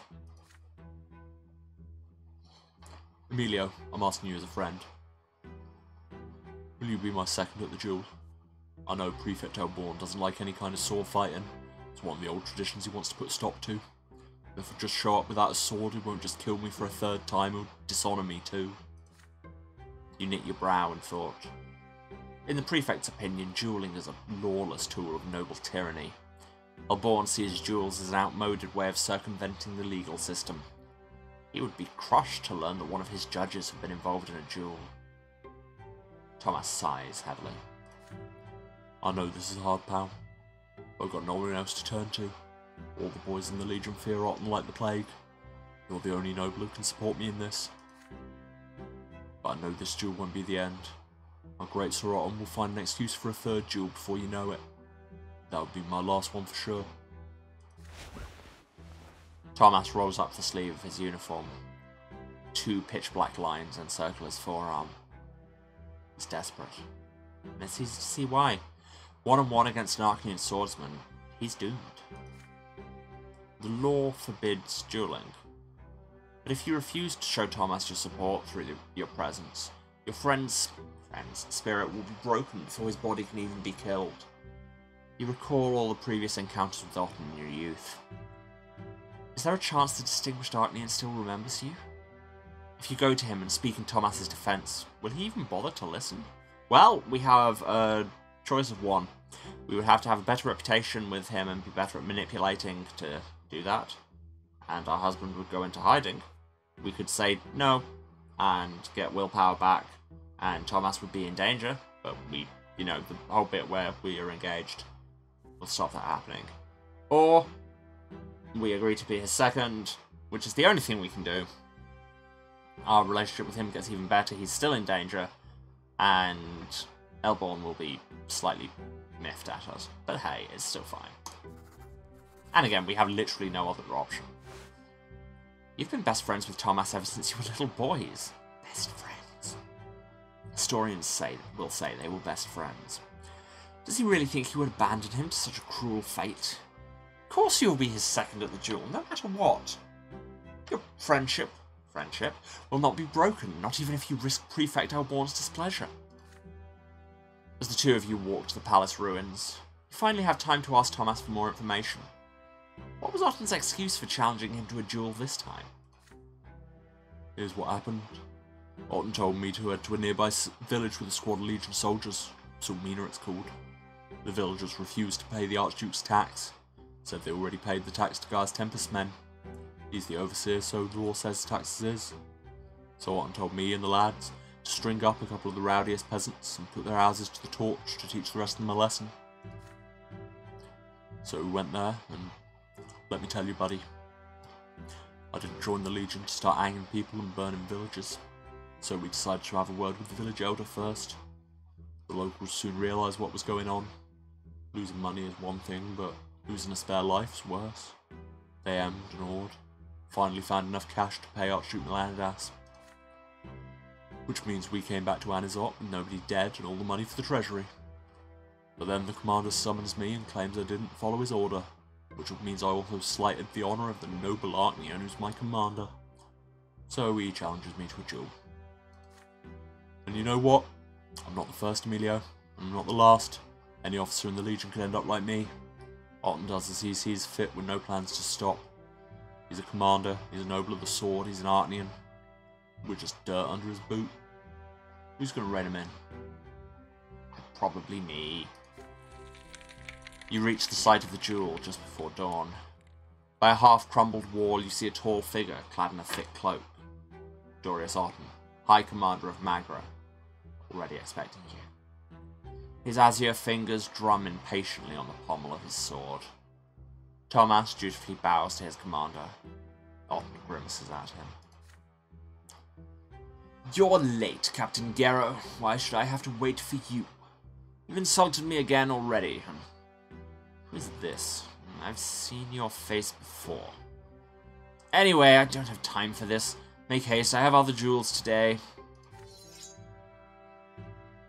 The commander's second appears from the shadows. A young nobleman, quiet and eager to oblige his betters.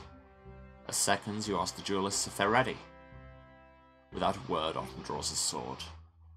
Thomas nods anxiously, clearly ready to face another death. The two bow ceremoniously and adopt a dueling stance. The difference between them is apparent as soon as they begin. Otten's sword seems like an extension of his arm. They always use that as a phrase for kind of having complete control over something. But I always think it'd be really awkward if you had one really long arm. If one of my arms was 3 feet longer, then I wouldn't be the epitome of grace and control.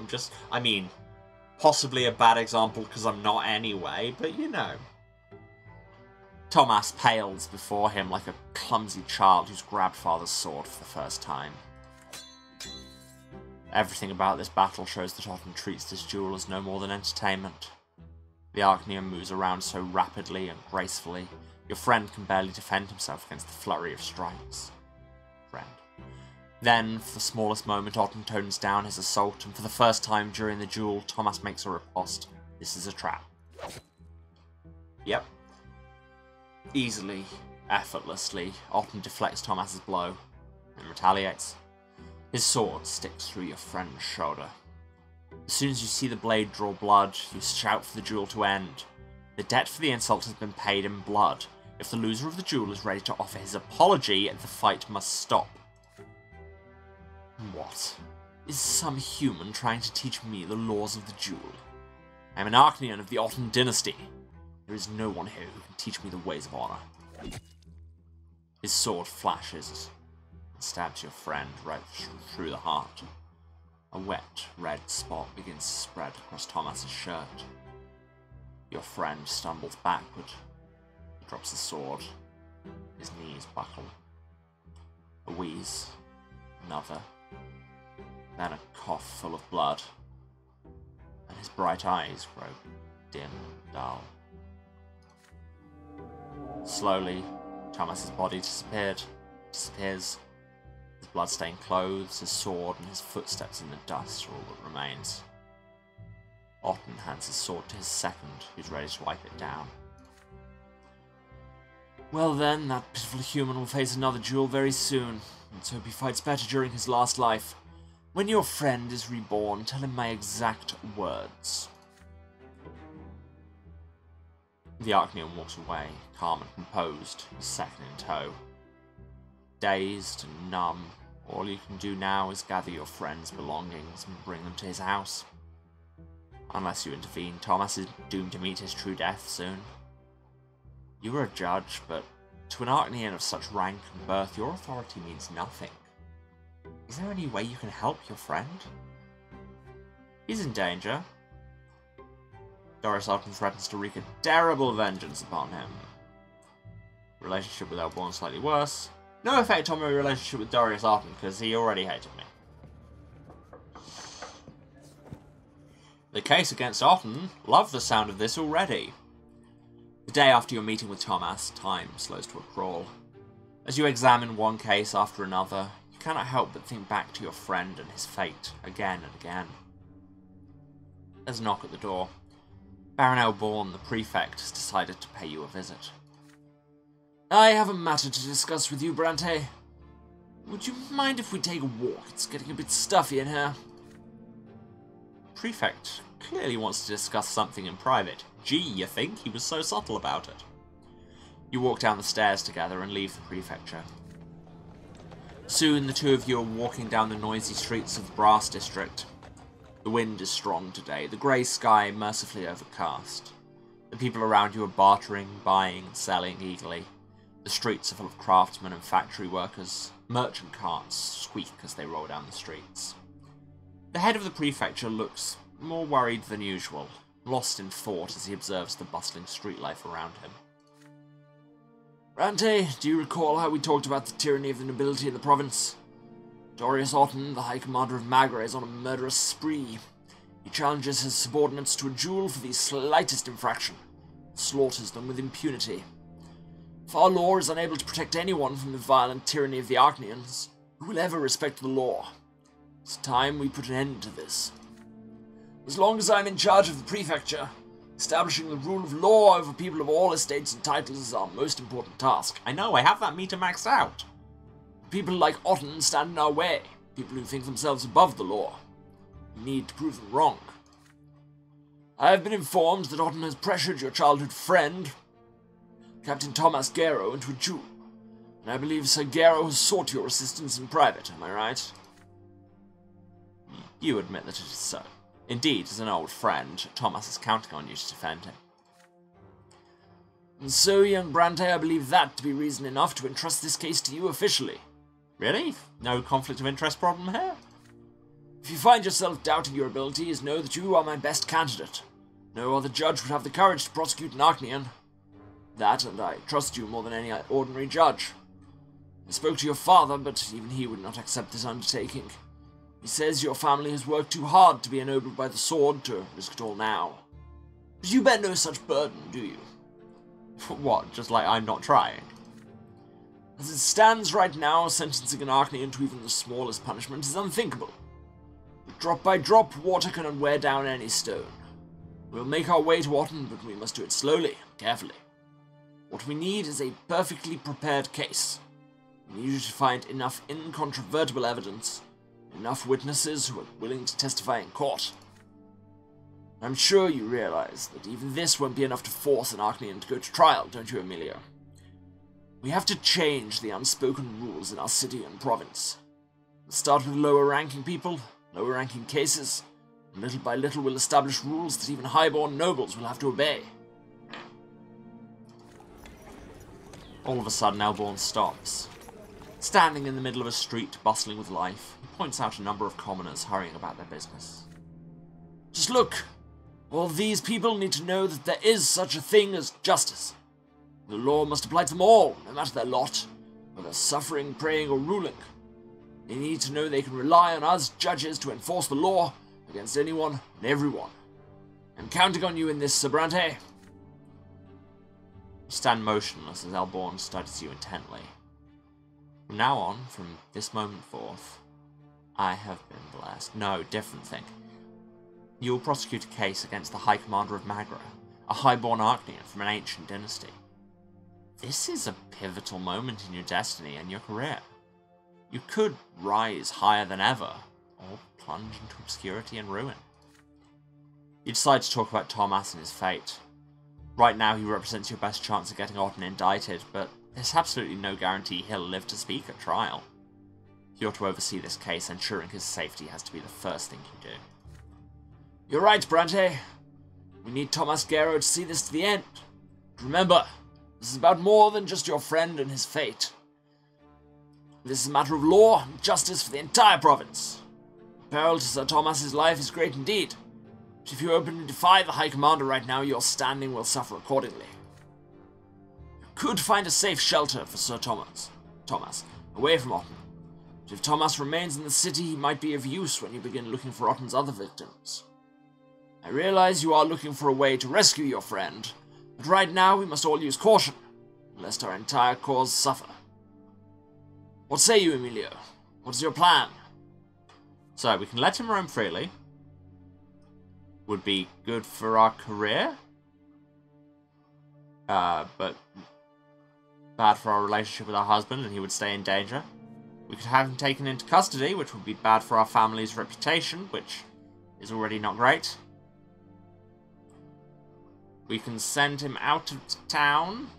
Cost us even more willpower. To send him into hiding would be bad for our career, which would take us down to 2, which is bad.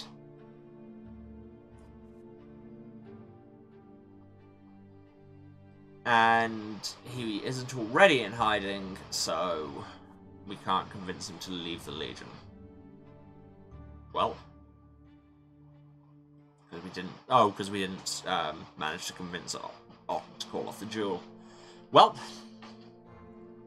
I'm kind of leaning towards this. We need the career advancement, and he's already in danger. And our relationship is already very good. Is this a bad idea? This feels like a bad idea. Ah, well. We ride. You inform the Prefect that observing Thomas without interference would be the best course of action right now. The time to counter Otten with decisive action has not yet come. It's a good idea, but not just yet. You must not put the entire cause at risk just to save one man, even if that man is a key witness and also your husband. I'm sorry, Emilio, I had a slight episode there. In all honesty, Brante, I have to admit you're right. You can only hope Sir Thomas has what it takes to fend for himself.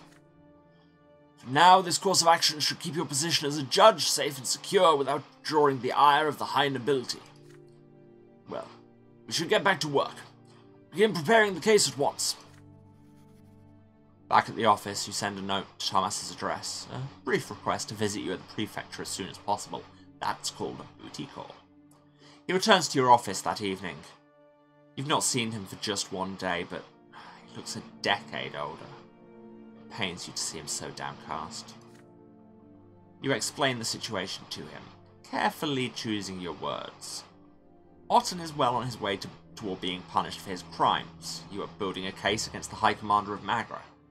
But you need evidence to prove Otten's guilt, and you hope Thomas will help you find it.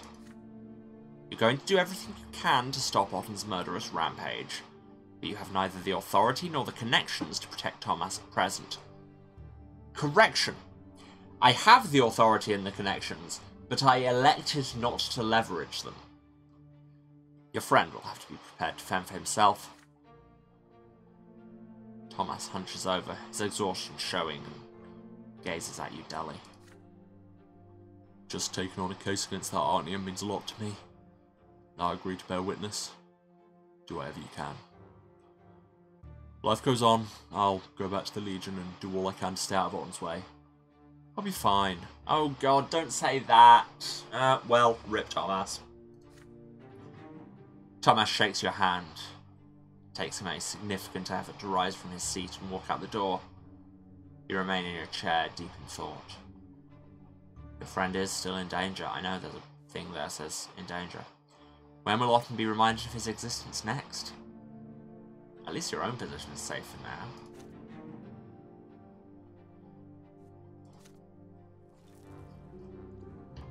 Been entrusted with a case against the noble and influential Artnian, the High Commander of the province, is accused of violence against his own legionaries, because we all saw the violence.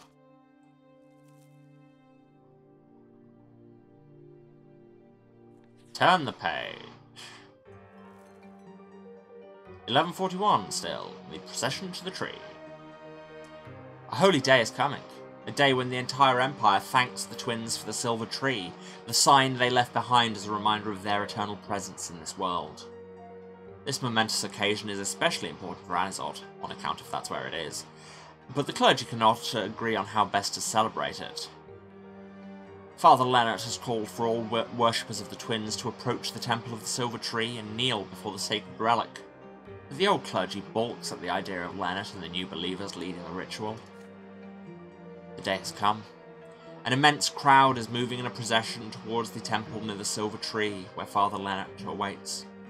But an inquisitor by the name of Jeanne, hey, I know that girl, stands in their way. She strikes a defiant pose. Confronted by a member of the Holy Order of the Inquisition, the procession reluctantly stops. People, turn back. Those who attend Leonard's rite will succumb to the new faith.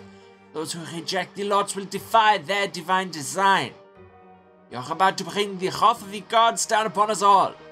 Open your eyes, go back to your homes, and pray to the twins. Sounded a little bit frangine there. The procession wants to move, but the people are confused, until Father Leonard himself walks out of the temple to meet Jeanne face to face. People of Vanizot, no one has the right to deny you the sacred ritual of worshipping at the tree, not even the Inquisition. Is such a denial not more likely to provoke the wrath of the twins? He may have had a voice before, this is what it sounds like now. People change. The Inquisition must know that the new faith does not seek to challenge or defy the twins. We are merely trying to correct the mistakes of those who came before us. We do not anger the twins, we merely vex those who refuse to accept the dawn of a new age. Jeanne finds herself between a rock and a hard place. Seeing that she has no other choice, she lets the procession pass. The new faith's numbers have swelled of late. Cannot be stopped now. That's tempting fate. Yeah, church is now in perfect middle schism. And that's when we strike. It's the Festival of the Silver Tree, as we just covered. Today is an important holiday. The entire Empire is celebrating the Festival of the Silver Tree, which commemorates the parting gift of the twin gods, the divine sapling they planted in our mortal world in the middle of Vanizot. Families of the city spend the day in peace and quiet, contemplating the divine roots that join together all people, their bloodlines, and the entire empire. Mother always oversees this holiday. The day before the festival, she seemed to have shaken off her usual apathy and engaged in the preparations with excitement.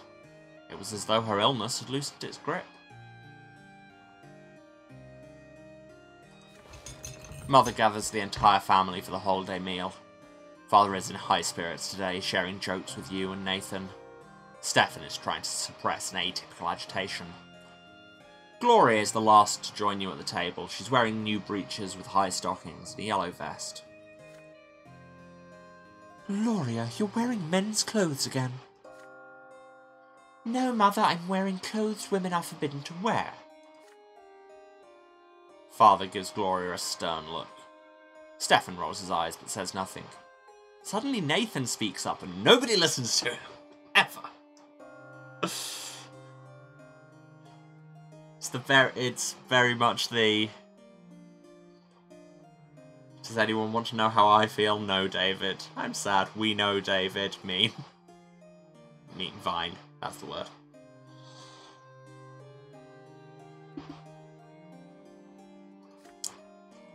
A few days ago in the market, I saw a grocer dressed as Overseer Gaius Tempest. He had a huge carrot for a scepter. Got sound drubbing, of course, but until then it was quite a hoot. Why did you speak? Nathan, stop. Everybody laughs at the ridiculous story, relieved.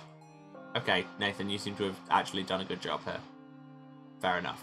Even Gloria has a smile on her face when she sits down. The feast commences. Your home finally feels warm for a moment. I mean, there's a fire right there. It wasn't so long ago the four of you couldn't even reach up to this table. The first word you said, Gloria, was gimme. Nathan used to cling to my skirt all the time, almost tearing it. And you, Emilio, you couldn't talk at all yet, but your piercing stare was so expressive. It felt as if you were talking to me. And shouting heresy, that's what I did as a child. Mother looks at Stefan and suddenly grows quiet. When I met Stefan, he was already 3 years old. He was so serious, and a smooth talker to boot. I remember that he had a music teacher, but he was too shy to play in front of me, so I used to listen from the next room.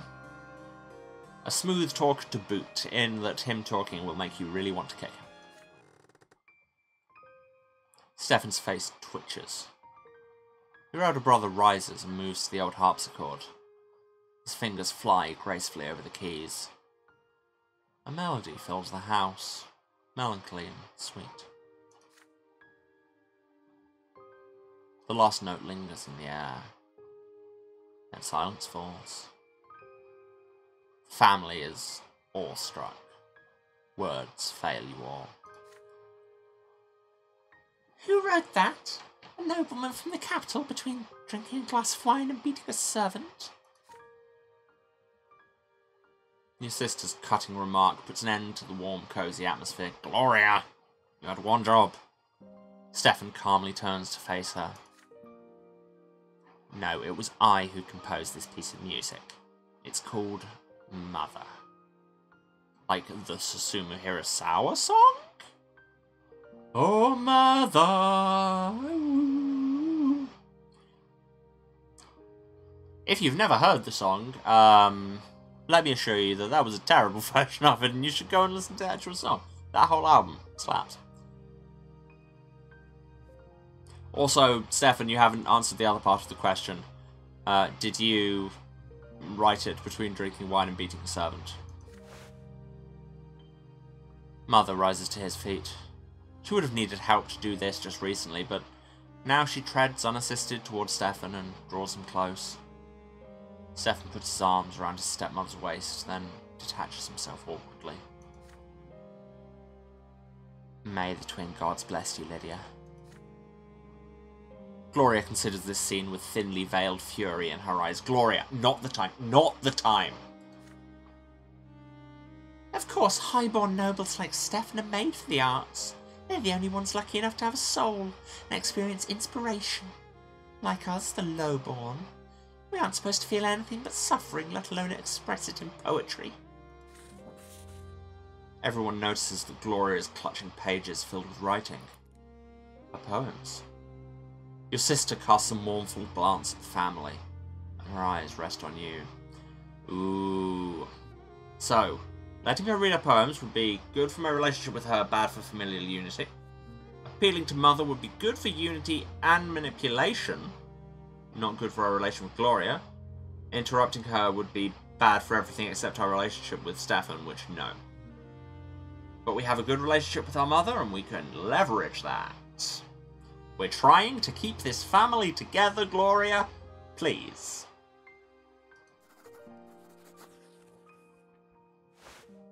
You walk up to Mother, take her hand in yours, and whisper in her ear, it's time for her to interfere and save the family celebration. Mother nods understandingly.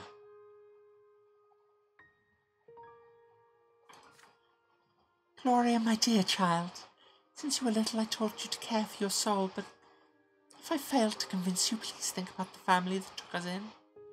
I implore you, do not take on noble activities. Do not infringe upon the divine order. I'm not sure this is what I was... Okay, sure. Gloria's face flushes red with fury. She clasps the pages to her chest. That's right, Mother, since I was little.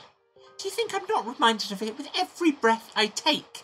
Of all the things I'm forbidden to do because I'm lowborn? My dear girl, listen to me. There is more to life than you and your aspirations. You are a member of the Brante family, and our family is part of a greater universe. The Brante extended universe, you might say. No. Your actions affect all of us. You're not isolated. You're being watched by the city, by the Empire, by the twin gods themselves. Again, not sure any of this is what I was going for, but sure. So I'm not allowed to bear your name, but I still have to bear all the responsibilities that come with it. What hypocrisy. Gloria runs out of the room outraged and tearful. The family is left dumbfounded. Finally, Stefan speaks. No, please don't, Stefan. Don't speak. Don't ruin this even further. I hope, Lydia, that you can still make us see reason. Your words were wise. Let us heed them ourselves. The celebration continues, despite Gloria's absence. Was she mad? But we're trying to unify the family. We're still naive, which is why we think we can unify this family.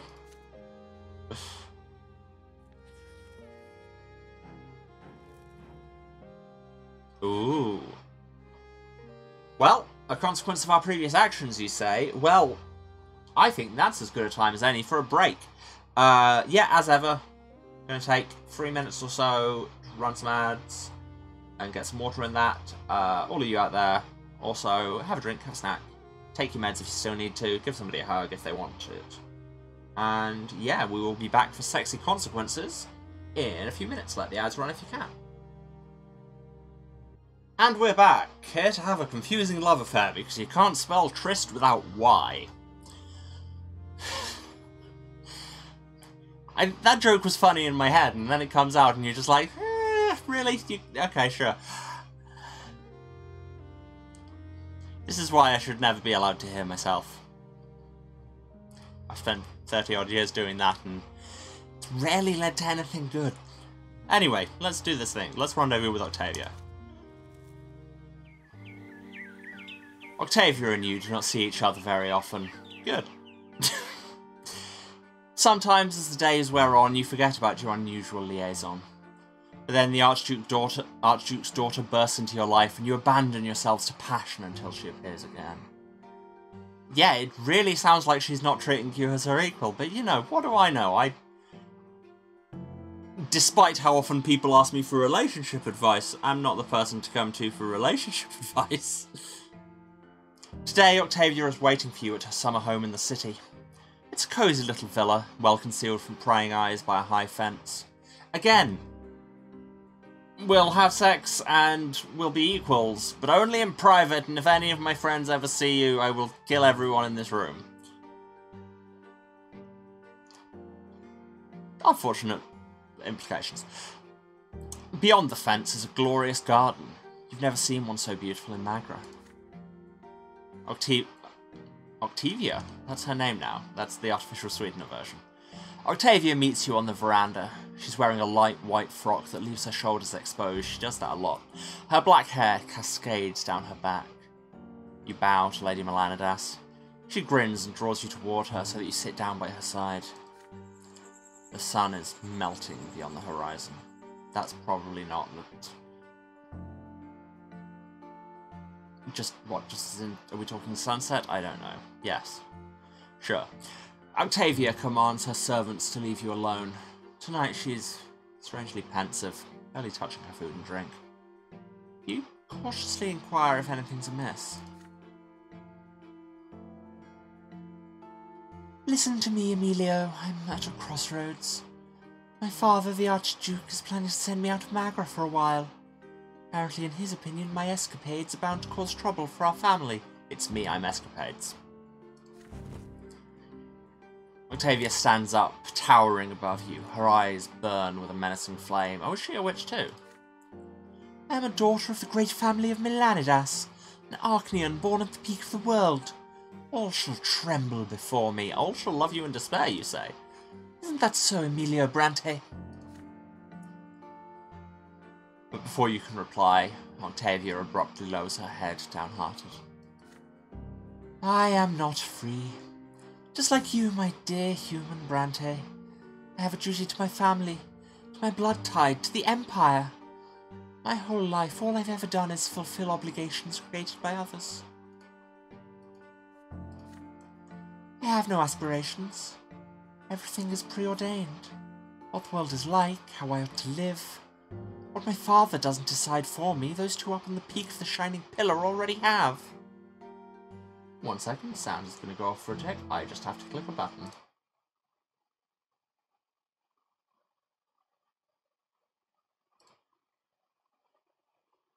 And when I say 1 second, I mean about 15 seconds. But hey, we've picked a good time as my CPU's having a moment anyway. I'm looking for a way out of this cage. It must exist. I study history, but all I find are tidbits of lost knowledge. But I believe that I'm not the first to try to escape the chains of this world. Throwing off the great chain of being, you say? Maybe I am playing a Fallen London game.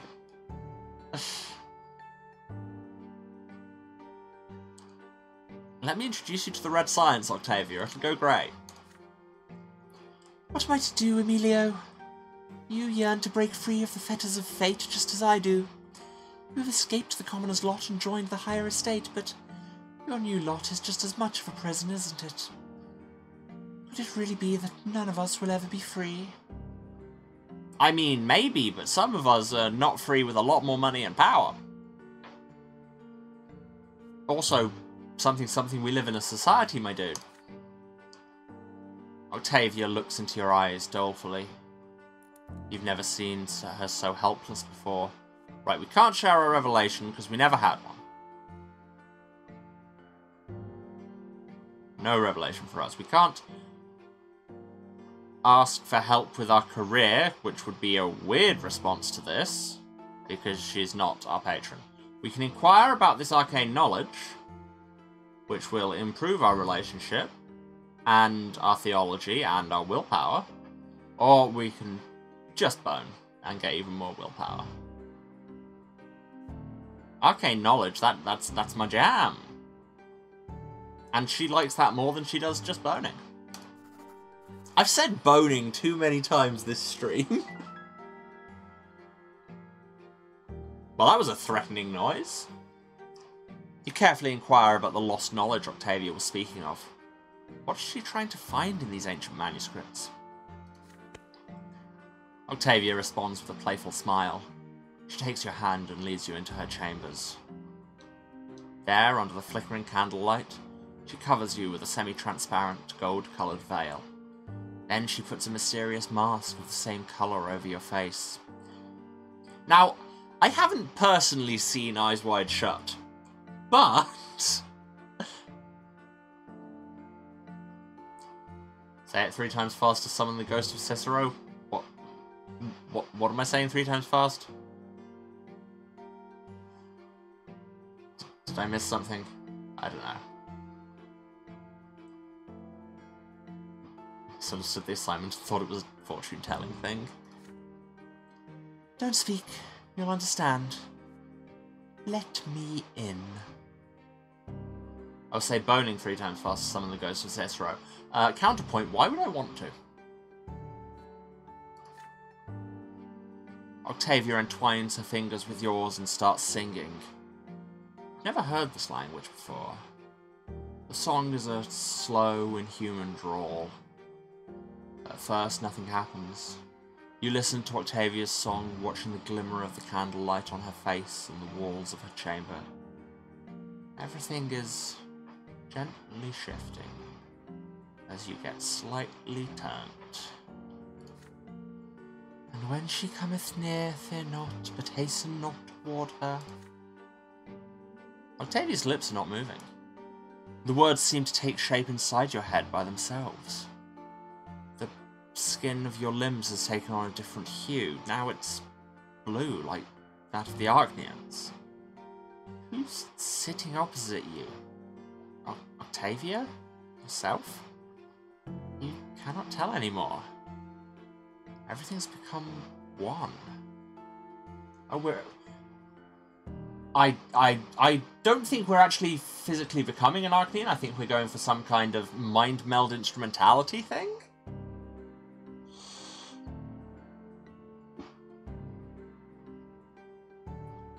Are we on mushrooms? I mean, very possibly.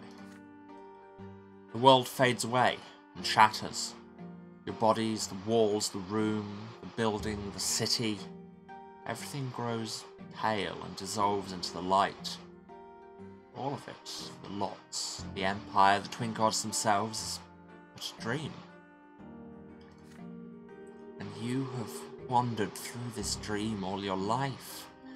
Yeah, so we missed the bit where Octavia just slipped us DMT.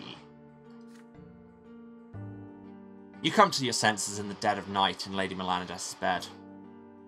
She's lying beside you, asleep, naked, her black hair spilled across the pillow. We're not going to examine the ethics of consent in this particular situation. I suppose we're going to move on. You run your trembling fingers over her skin. Octavia is sleeping soundly.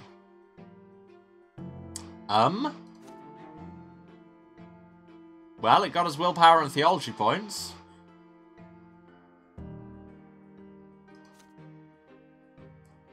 Emily.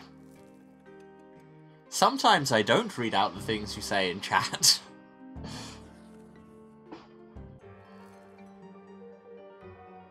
It's 11:42, we're 24 years old. The Emperor's heirs are in danger. Hey. News from the capital quickly reaches every corner of the Empire. Jarian and Flavius, the heirs to the throne, have left the Emperor's palace for the province of Monia, which is ruled by Great Chancellor Egerius Monrogue. Isn't it your fault? The Great Chancellor has accused the Emperor's court of harbouring malefactors conspiring against the Imperial heirs. This is why he's offered them shelter and safety in his own impregnable citadel. The common people are particularly worried by the news. They take it as a sign that the Chancellor is seeking to solidify his power by holding the heirs hostage. If this continues, Monroe could coerce the Emperor into revoking the Imperial law, thus depriving the common estate of any and all rights. Well, here comes that revolution. All hope for reform in the Empire has vanished. From farmer to rich industrialist, the commoners are growing desperate.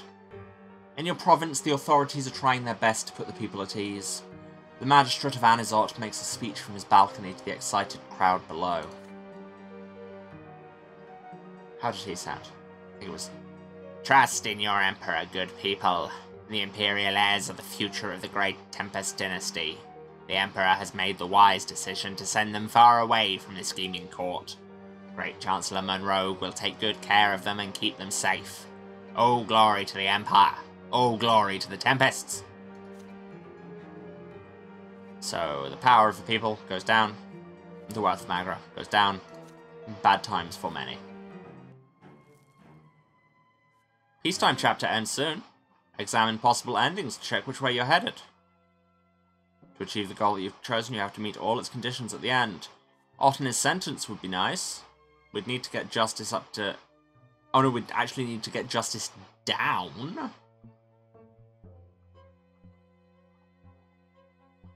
Interesting.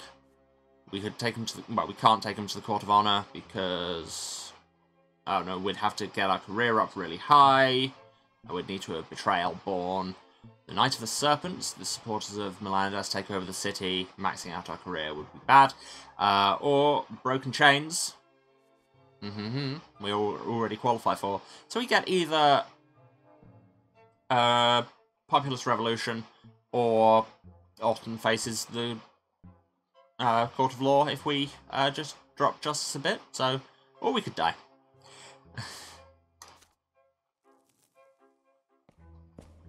The search for evidence. Love that. You're walking up the marble stairs that lead to the doors of the prefecture. The sword of the younger twin, carved from stone, looms above the doors, just as the case of Dorius Otten now looms over you. Preparing this case will take many long months, or even years. The words of Prefect Elborn are evidence enough for that. And time and again you will ask yourself, are you ready to see this case through to the end?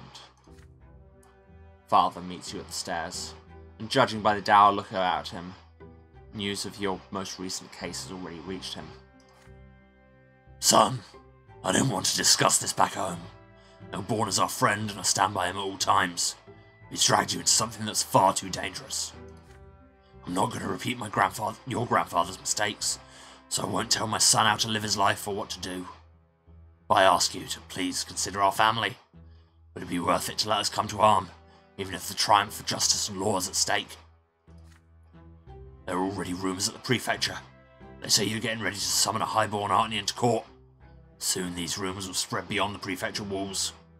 You and I are both Brantes. Perhaps we ought to stay away from something so dangerous. Some battles are too ugly for us to win. You can always slow down the process and bide your time with routine paperwork, avoid attracting unwanted attention. This way your career and our family honour would not be at risk. Trust me in this, son. Rather than making a selfless sacrifice, we can achieve far more through tireless service for the good of the law. You promise Father you will consider his words, like a liar. You say goodbye and return to your office. You're at a crossroads. If you're to make any headway in the case against Otten, you have to start now while the trail of his misdeeds is still fresh. You have little first-hand knowledge of Otten's criminal wrongdoings, only Thomas's stories and what you've seen to yourself. Turning this case into a trial requires far more evidence than that. Your friend could be the key to the entire case, if he can help you find the other men who've suffered under the remorseless Arknian. Tireless service for the good of the law is a weird euphemism for your relationship with Blue Blood. Yeah! Incremental change, the friend of the people with a moderate amount of power throughout history. Yeah, your friend could be the key to the entire case, if he can help you find the other men who've suffered under the remorseless Arknian. But Thomas is a hunted man. He has every reason to lay low and steer clear of the courthouse. If Thomas can put you in touch with other victims and witnesses among the soldiers and officers of the Legion, perhaps you could gather evidence yourself. But the Legion may meet a lone outsider such as you with too much resistance. Things might get ugly. Luckily, I'm the best at fighting. You consider your options. Apart from Thomas, who else could help you gather compelling evidence against the commander? Otten is an Arknian from an ancient dynasty. Anyone involved will hold their tongue no matter what. The way things are right now, not a single soul would risk angering the Ottens to aid a middling judge from an unknown family. Wow, harsh. Unless an even more highborn Arknian chooses to support your cause. Gaius Tempest, the Imperial Overseer of Magra, the Emperor's own brother. Every aristocrat in the province knows he detests Dorius Otten for remaining loyal to Archduke Melanidas. Ensuring the Overseer's support would increase your authorities greatly, and would give you a chance to gather evidence against Otten without Thomas lifting a finger. But the Imperial Overseer is one step above the Prefect, your immediate superior. You can only address Gaius Tempest directly if you keep it a secret from Elborn. Communicating directly with the Overseer of the province means defying your loyalty to Elborn. Are you willing to do this? Puzzled, you start pacing around your office. It's time to decide how you'll begin this case. Depending on what you choose, the case against Otten could lead you to unprecedented success. Or end your career. Or even your very life. Well, we can't ask the Overseer for support, because we don't have a relationship with him or a good enough reputation. We could ask Thomas to help get it. I mean, we all know Thomas can get it. We would get our evidence, he would still be in danger, and it would cost a little bit more of our relationship with him. Search for evidence on our own, we would get the evidence, and die. But be even more valorous and scheming. Or we can just not waste our time. Just, who cares? Me, I care. It'd be good for our willpower and our career and our relationship with our father, but we wouldn't get the evidence. You know what? We've avoided death this whole time. We've got spares. We're not going to keep our husband in danger when we could just die ourselves. It'll be fine. I want to see what happens. You decide to gather the evidence entirely on your own. And you do this while you do it. It's how everybody knows you're scheming. You have to do the schemy hands. You begin investigating the crimes committed by Otten without anyone else's support. You start with the Imperial Legion. After plenty of inquiries, demands, and threats, you finally get a list of Otten's other victims. List in hand, you go to the Armory of Anizot. There you meet the Legion officers who've already met a lesser death in a duel with the Arknian. All of them nobles of the Mantle, ennobled only recently. Young and full of potential to serve the good of the Empire. Young, dumb, and full of potential to serve the good of the Empire. They're all anxious to avoid getting challenged again. For many of them, another duel will be their last. See, they don't have spare lives, I have spare lives. None of them are eager to provide written statements about their duels. It would be improper for a soldier to bear witness against his commander, the latter's conduct notwithstanding. They finally agree to have their testimony committed to ink and paper, only after you reassure them again and again that their statements will put an end to Otten's murderous rampage. Their stories paint a clear picture, you realise.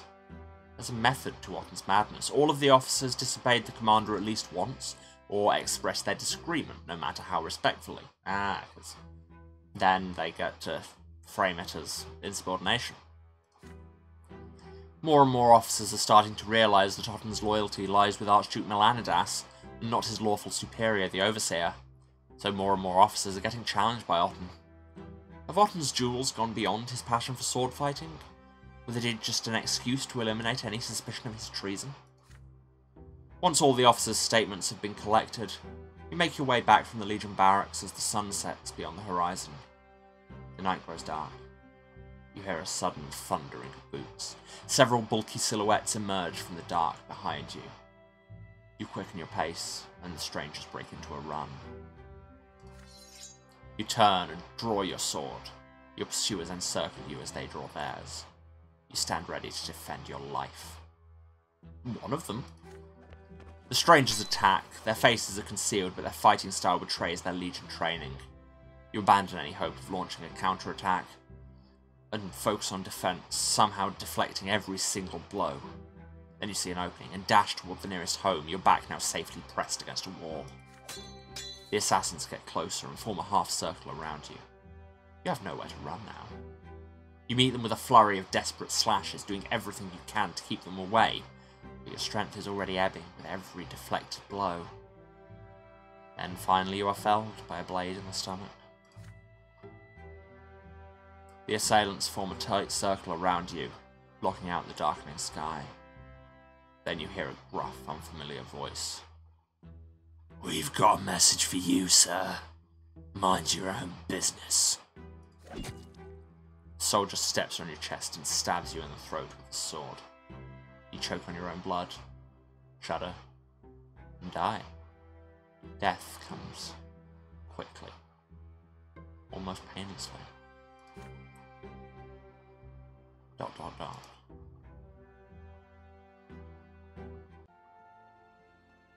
First death. You fall into a pain. Game? Game, why are you rendering that up there? Great, sure, okay. You fall into a pain. What happened to almost painless? It embraces you like a soft feather bed. You feel light, free. There are no restraints, just a warm glow that envelops you in its secure embrace. The waves carry you. Their touch is soft, they delicately enshroud what was once your body.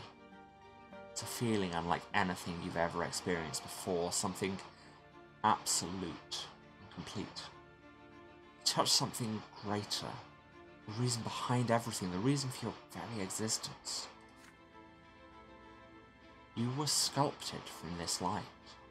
It was the first thing you ever felt, a boundless and sincere unity of the diverse. Your beginning was a spark that cast this light in all directions, and now, here you are again, one with the beginning of everything. The light gleaming from you resembles the light of the shining pillar. You still see it, in the north, as always. The waves of light carry you to two figures. The elder is nearest. He's ready to accept you. He's quiet, wise, kind, and pure. The younger waits further back. You do not know what he is yet. The waves pause at the elder's feet. He leans over you and plants a feather-light kiss on your forehead. The kiss spreads all over you. You are filled with unparalleled delight and bliss. You exist. You are unique. There is no one else like you. They know this. And they love you. You will never be alone. You are a part of them, a part of your family, a part of this universe. The twin gods will never leave you. They watch over you constantly.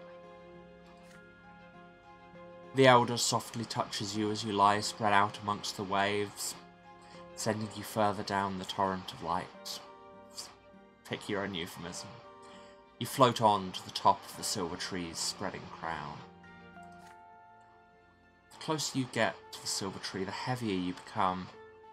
The waves draw you down along its trunk, but you do not wish to part with the warmth, and the softness, the love. You turn around. The Elder is still watching you. He nods. All is as it should be. Go. Your time has not yet come. You must return to the world now. As you tumble down toward your body, you comprehend the true meaning of your lesser death and the divine love that's been revealed to you.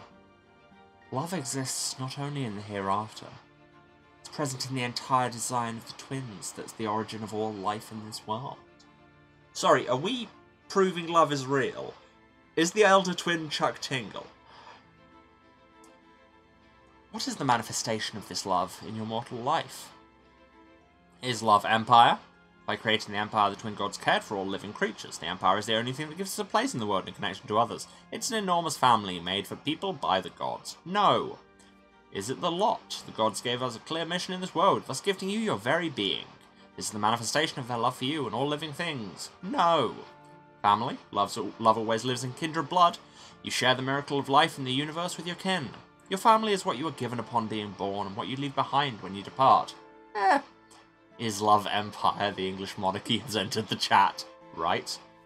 Is it a cause? The love the gods have for you is so great that they allow you to change the world they have created, to influence it with your deeds.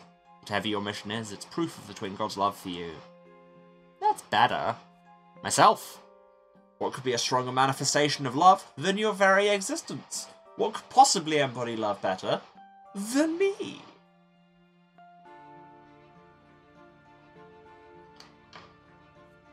Your every emotion, every thought, every action exists by virtue of the love from which the twin gods created you. Or remain silent, you do not find the answer you seek. I'm torn between cause and myself. Is proof of what is love wrong answers only, right? Is God's love, does it manifest in my own free will and ability to change the world? Or does it just exist in me being me because I'm great? Where's the baby don't hurt me answer? I think that's remain silent.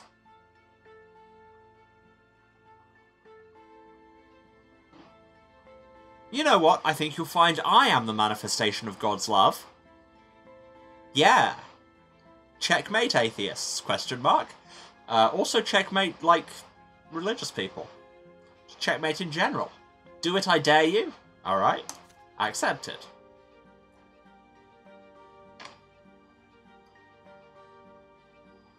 The gods created this world in order to create me. Final anthropic principle. A sudden comprehension of the love with which the entire world is imbued illuminates your mind. Then it fades away, vanishes. You regain the sensation of your flesh. It's heavy and unwieldy. Big mood. It lacks that lightness, that light. It's a burden. It's smothering you. You gasp for air. Your chest expands painfully. You feel as though your lungs are about to burst. The stagnant odour of the crypt fills them. Revolting, but so real. On a meta level in which the world is the game and the protagonist is the only real actor in the world, technically, yeah, the gods created this world so that I could exist. Yeah. And I'm never going to object to meta-narrative analysis.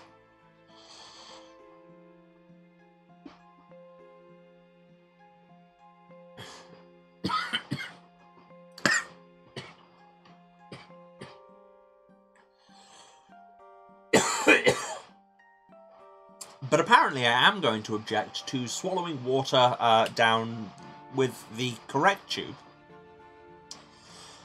making the protagonist selfish for philosophical praise. Hydrate, I just tried that. You saw how badly it went.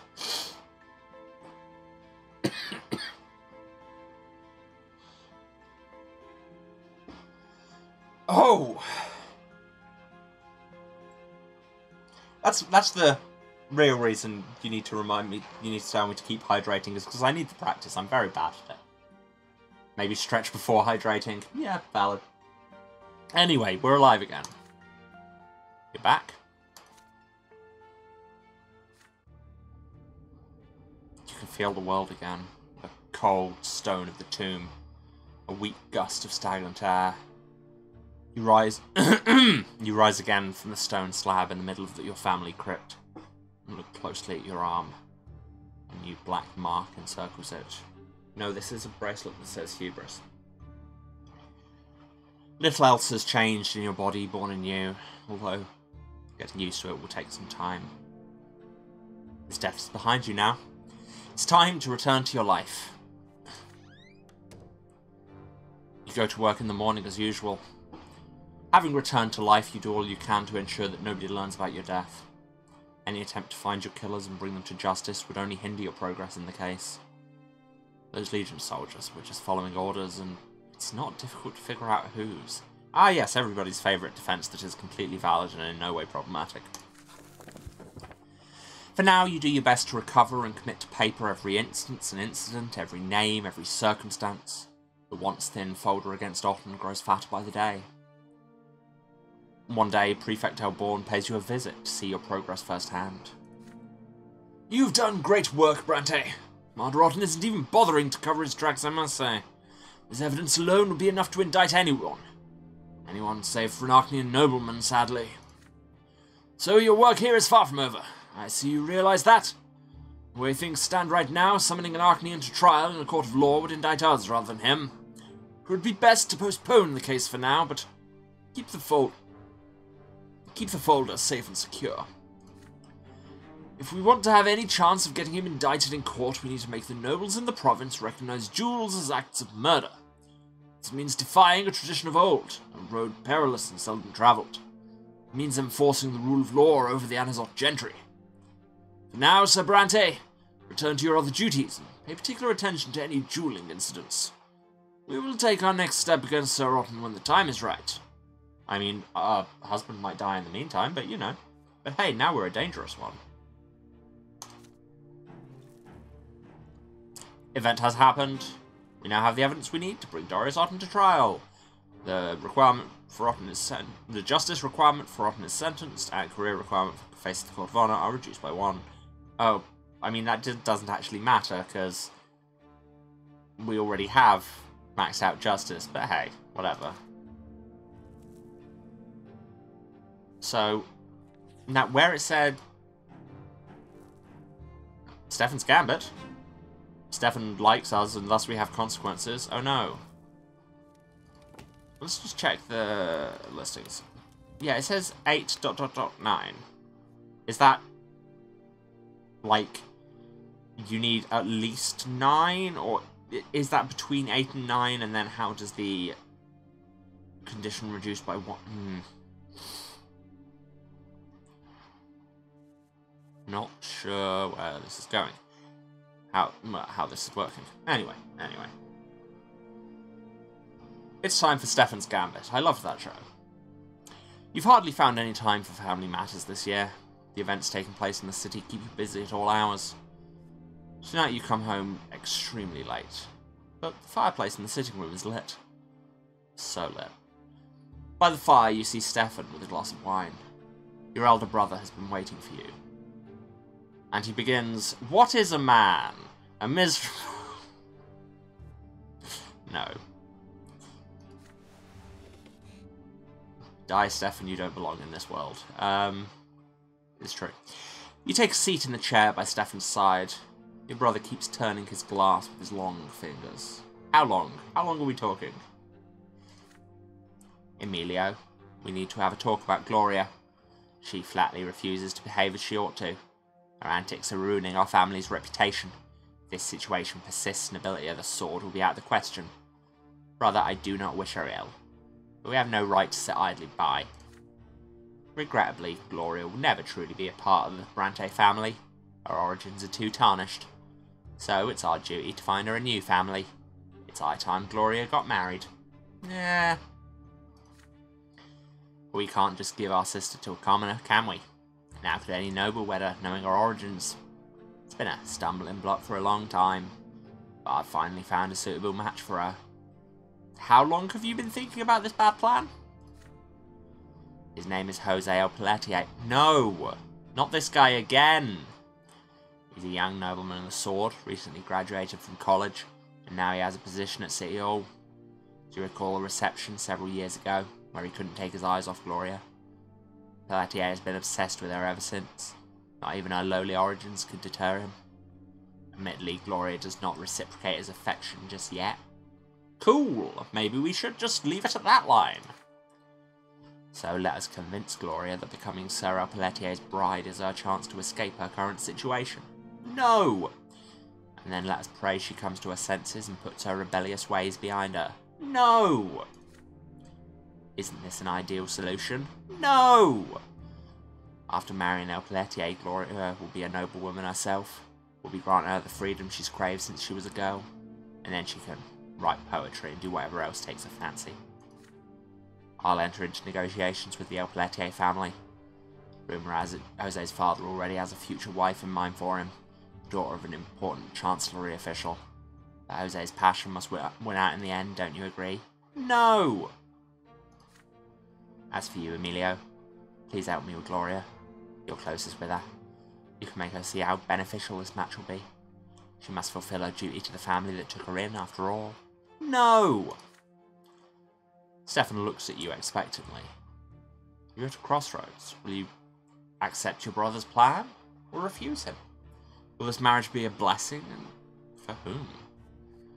So, agreeing would cause a secret plot with Stefan and make him like me even more, except that gauge is already maxed out for whatever reason, or we say no, we max out family unity, we get some willpower back, and it injures our relationship with Stefan, but honestly, it'll still be good. No!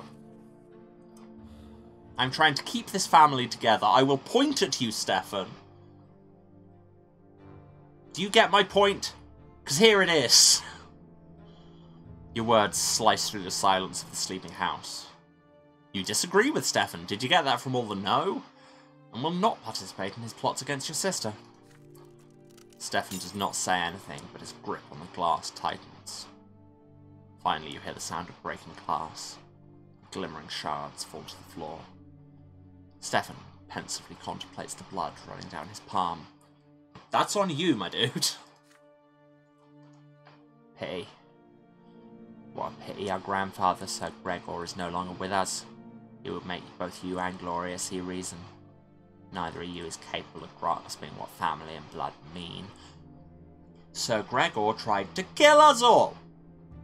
Tried to set fire to the house we were in.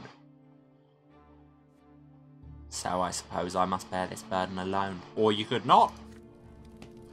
Stefan leaves the room. You are left alone in front of the dying fire. After your conversation last night, Stefan mostly stays silent and treats Gloria with a pointed courtesy. Family breathes a collective sigh of relief. Could the feud between Stefan and Gloria finally be over? Unlikely. You are the only one who's aware of the scheme your brother is concocting. Harmony! Harmony! Harmony! I couldn't do all those bits at the same time, so you get what you get. And we're ready for action! Harmony and ready for action, so what you're saying is we're starting the secret affair. And we're having a secret affair, so, you know. That joke was very funny if you know far too much about, like, Northern Soul. Would we call them Northern Soul? Kind of?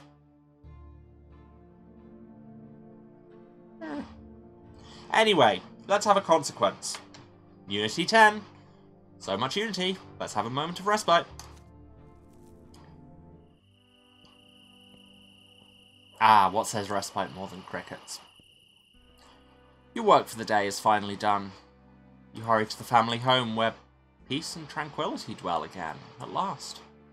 Still, you have grown used to the idea that this peace could be disturbed at any moment.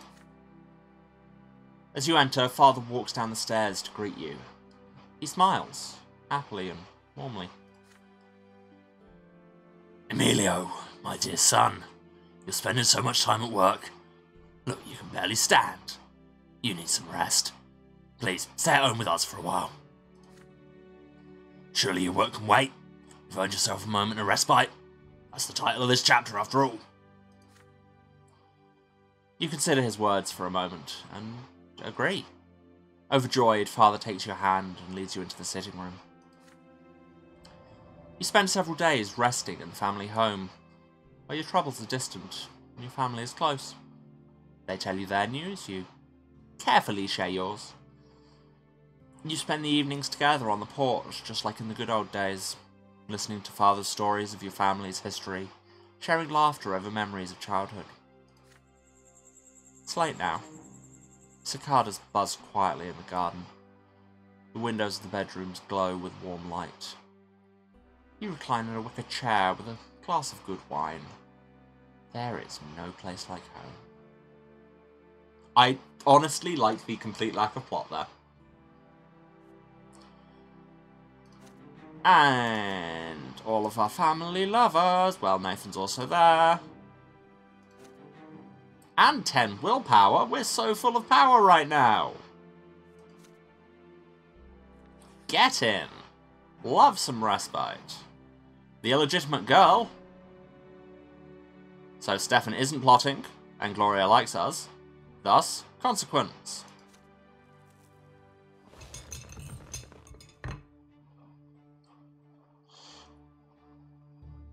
Your home is quiet tonight. Father is away, arbitrating disputes in Magrum villages. Stefan is visiting one of his high-placed patrons. After a dinner spent in silence, everyone retreats to their chambers. You're about to retire for the night when Gloria calls out to you. Emilio, wait a minute. I have an important favour to ask you. Your sister leads you to her long-time refuge, the library. Here, in the shadows between the bookcases, you will not be overheard. Brother, I wish to speak with you before Stefan returns. His scheming is becoming unbearable. It's beyond Sir Robert's power to stop him, let alone Mother or Nathan. You're my only hope. You shrug. All families argue from time to time, but every quarrel has to end sooner or later. Not so much. Yes, it will end when Stefan finally gets rid of me. As far as he's concerned, I'm just a stumbling block and a stain on his father's good name. He lets me stay in the house only to avoid causing a scandal in high society. But as soon as the Brantes get his precious nobility of the sword, I'll be out on the street in the blink of an eye. Emilio, you don't want for me to get kicked out of the family, do you? Please help me.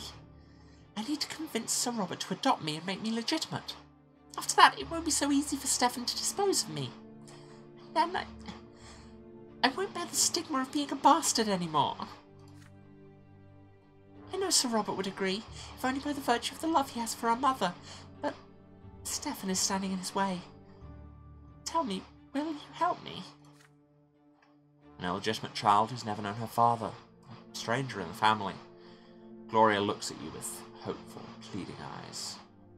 So we can help her get better relationships and a secret plot, or refuse her for better family unity, worse relationships with her, even more willpower. Now, let me check something. Because, yeah, Gloria Brante. The things she needs are secret plot with Gloria, which that would get, or the family at peace. The family at peace needs us to not have a secret plot. But everything else we have. We have high enough unity for it. That's all good. So I think we should not have this plot, get some willpower back, our relationship with Gloria will survive, and then we can finally be united, and then she can be adopted anyway. I think this is good. This is a plan, question mark? You refuse your sister. I hope that plan works. God, me too. The world doesn't work the way she would like it to. She's a commoner and an illegitimate child. Why pointlessly revolt against it? Again, things, I say these things and they just suddenly come out so much more hardline than I intend. Gloria is demanding too much from Sir Robert. Adopting Gloria as his daughter would be too dangerous. The Brante's family position is precarious enough as it is. You will not scheme to pressure your father or Stefan into this. Nudge, nudge, wink, wink. Just in case the NSA are listening, I guess. Every word you utter makes Gloria flinch as though she was struck by a lash. Her empty eyes wander around the room, avoiding yours. This was an outcome, you're not wrong. I shouldn't have opened my heart to you. This is my predicament, mine alone. Good night, brother. You go back to your bedroom, craving the oblivion of sleep. But you keep tossing and turning restlessly. Will your words compel Gloria to give up on her plan? Well, seriously, we're so united, and I'm prepared for anything. So prepared. Really what I want to do is unite our family. Oh, a realm unknown. The sun is setting on a cold, windy day as you return from the prefecture. To your surprise, there's this very tense music happening, and a messenger awaits you at the door with an urgent letter from Sir Elborn. You open the letter. Brante, there is an urgent case that I must entrust to you. We have just received a report of a secret society formed by young nobles. The Archduke's family may be involved. This concerns me. Yes, the Archduke's family involved with young nobles. Imagine. This concerns me. I suspect a possible plot to depose Overseer Tempest. And we're back. Hello everyone, sorry about that. I have no idea what happened. Everything crashed. My bitrate started going all over the place. Had to restart my computer. Connection is looking stable now, touch wood. Let's just carry on with... I really hope it autosaved recently. Let's just... Ah, yes. Yes, we are here. Yes, I lied so hard that the thing ended. Possible plot to depose Overseer Tempest, that's it. Normally, the Secret Chancellery handles all such cases, but I'd rather investigate the rumours of the plot before there is any action. Yeah, I'll probably do this scene and then go, because I'm running late as it is, but, you know. Preventing unnecessary bloodshed and disgrace would be prudent. You are to investigate this matter as soon as possible. I mean, prudent is, you know, not my greatest quality. I literally went to school purely so I could stab people, you know. The gendarme tracked down a suspicious nobleman by the name of Alexis L. Lance. Based on his confession, a meeting of this society will be held tonight. Unfortunately, that was all we were able to learn from him. The L. Lance family is of too high standing for more thorough questioning. Fortunately, all members of this secret society wear masks when attending meetings. We've acquired L. Lance's personal mask, and will ensure that he is late to the meeting. You should be able to impersonate him quite easily. Secret society involved with Archduke Melanidas' family and they're wearing masks. Can't imagine who this could be connected with and whether we could be sleeping with her. You are to attend the meeting tonight and learn as much as possible about this secret society. This will allow us to foil a dangerous plot, or save many young people from the secret chancellery. The letter includes a delicate gilded mask of intricate workmanship. Fortunately, it fits your face perfectly. Wouldn't that be so funny, though, if it contains an elegant, delicate gilded mask of intricate workmanship and you try and put it on and it is way smaller than your face? End of chapter. It seems your plan for tonight have changed. Following the prefect's instructions, you come at the appointed hour to an inconspicuous mansion on the edge of Anizot, with a spacious yard and a tall fence around it. Have we ever had sex here? The gatekeepers bow and open the gate as soon as they see you. It seems the mask is enough to convince them you belong inside. Inside the yard you see noble carriages, many more than you'd expected. You're rushed into a dressing room of sorts. A change of clothes already awaits you inside. It's a curious garb. A square of flowing, sparkling cloth with clasps and cords to keep it from unwrapping. Never seen anything like it. With this strange robe and the gilded mask over your normal clothes and face, you cannot help but feel rather silly. This attire feels positively unsuitable for any kind of plotting or scheming. They didn't think the practicality of these cult robes through at all. Jesus, that's loud. Next, you proceed to a large room. The windows are covered in black cloth to keep prying eyes away, but you forget about it moments later. What seems to be a strange performance is playing out before your very eyes. You hear droning, unfamiliar music coming seemingly from nowhere. You see candlelight dancing and glimmering. Ribbons of gold and silver are hung along the walls as decorations. And there are people. Many people. Like you, they are dressed in flowing robes and delicate gilded masks with narrow slits for eyes. Oh, wow. The people are talking. They stand unexpectedly close to one another, their hands on each other's shoulders. You approach one of the groups, hoping to overhear the subject of their conversation, but you almost recoil when several arms reach out at once, attempting to grasp you tenderly by the shoulder. Oh no, human contact. Steeling yourself, you put a hand on another person's forearm. The masked people seem friendly, genial. No one appears surprised by your insecurity. And their conversations are also quite out of the ordinary. You hear unfamiliar names, names that could belong to legendary heroes of old, or to the people here who've taken them as secret identities. You hear mentions of books you do not know, and emotions they felt while reading them. Their conversations feel like a strange dream. You hear several voices singing in a far-off corner of the room. There are no lyrics to the song, each voice maintains its own note. Together, these voices form a tender, softly aching melody. It feels enrapturing. It spirits you away. You feel so distant now from the purpose of your visit, so withdrawn from the judge's trade, so far away from the Empire, and from your very self. A hand touches your shoulder, bringing you back to your senses.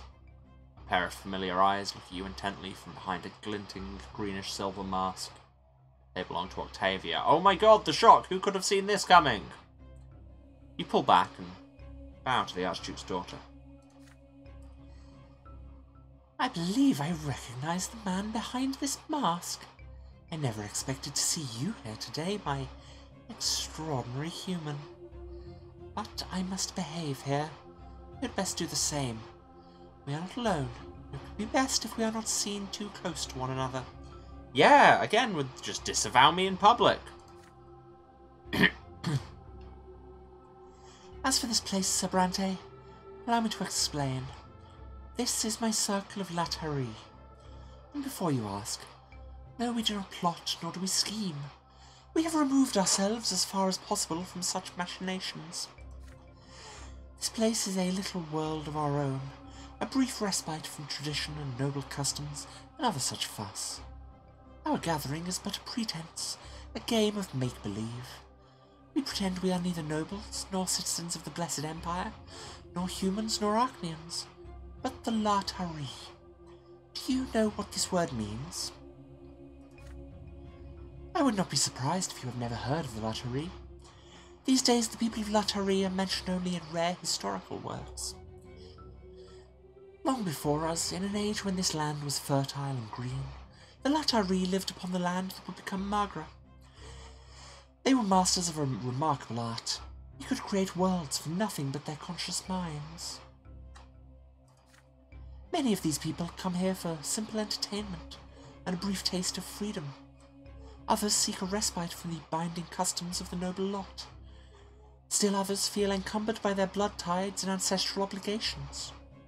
Only here are we fully free from the burden of our past and our present. Yet some among us seek more than brief moments of freedom.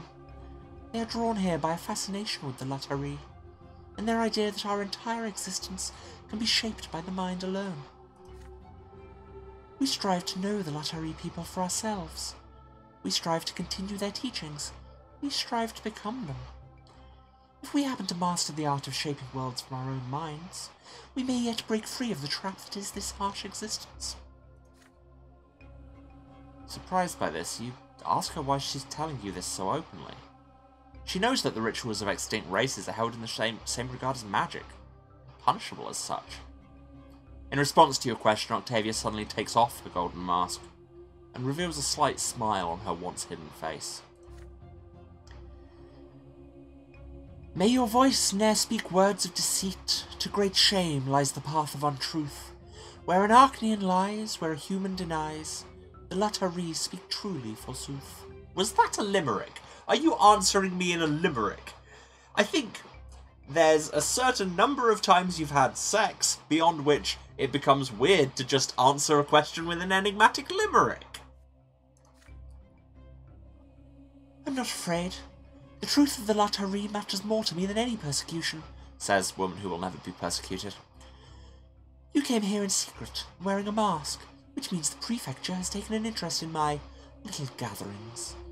But I am confident you will describe this as an innocent club of young nobles, and keep our fragile worlds from prying eyes and ears. Would you do this for me, Emilio Brante? These words spoken by Octavia sound more like an assertion than a question. But you're in no hurry to respond. Your thoughts are tangled, lost among the echoing voices, fluid motions and transcendent music.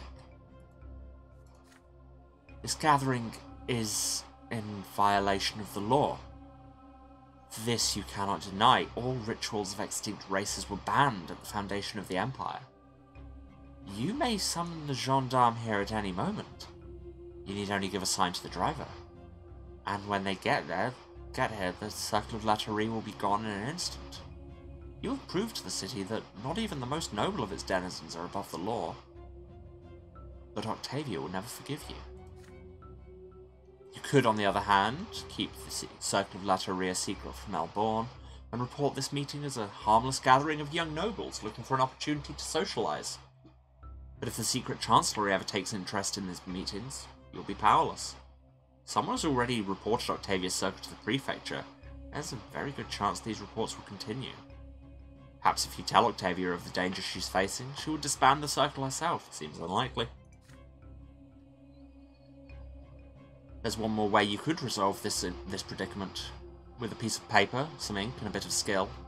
The Circle of Latari could become a noble historical society, one of many dozen in Anizot alone. Legitimised by the city, Octavia's gathering would remain a secret within this mansion. But do you have enough influence to make this possible, and would it be wise to expend it in this way? Probably not. Say something, Emilio. This is no time to be quiet. The great mystery of Latari is about to begin. So we can keep their secret, we do the ritual, justice goes down a bit, we get theology and willpower, better relationship with Octavia, worse with Augustin. We can ban it, justice goes up, except it's already maxed out, reputation goes down, eloquence and theology goes up, relationship with Octavia goes down. We cannot convince her to disband it, because we are not manipulaty enough. Or we can legitimise it. We have high enough diplomacy and a bunch of willpower. We would get wealth, and diplomacy, and theology, lose 5 of our 20 willpower, and increase our relationship with Octavia. But we wouldn't get the thing that says you've done the Latari ritual. And I want to know what the Latari ritual is like. I mean, we kind of already did it. But it wasn't on our list. Now, let's legitimise it. We get paid. Get so paid. See what happens. You chuckle, shaking your head. How quaint. A group of nobles hiding from sight, wearing masks, studying the culture of a long-dead race. Has Lady Octavia never considered taking her historical studies a bit more seriously? Wink, wink. Octavia's eyes narrow, trying to discern the meaning behind your words. There's a way to make the meetings of the Circle fully legitimate, you continue. You have enough influence to get the papers they need and have them signed by the right people.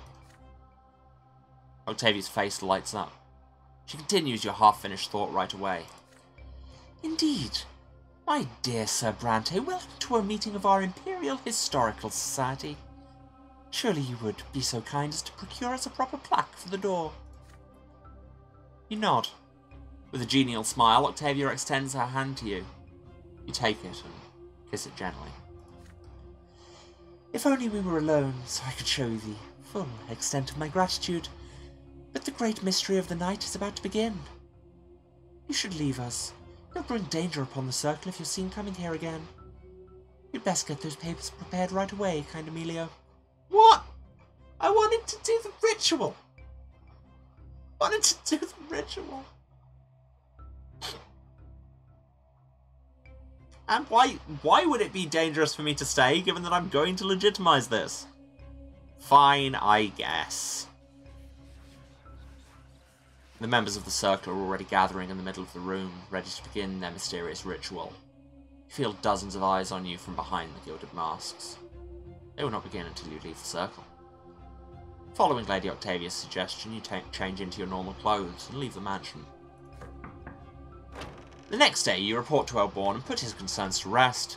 There was no sign whatsoever of any noble plot. The group's nothing but a historical society run by several young nobles who meet to discuss the cultures of old. They simply lack legitimacy. You can rectify that.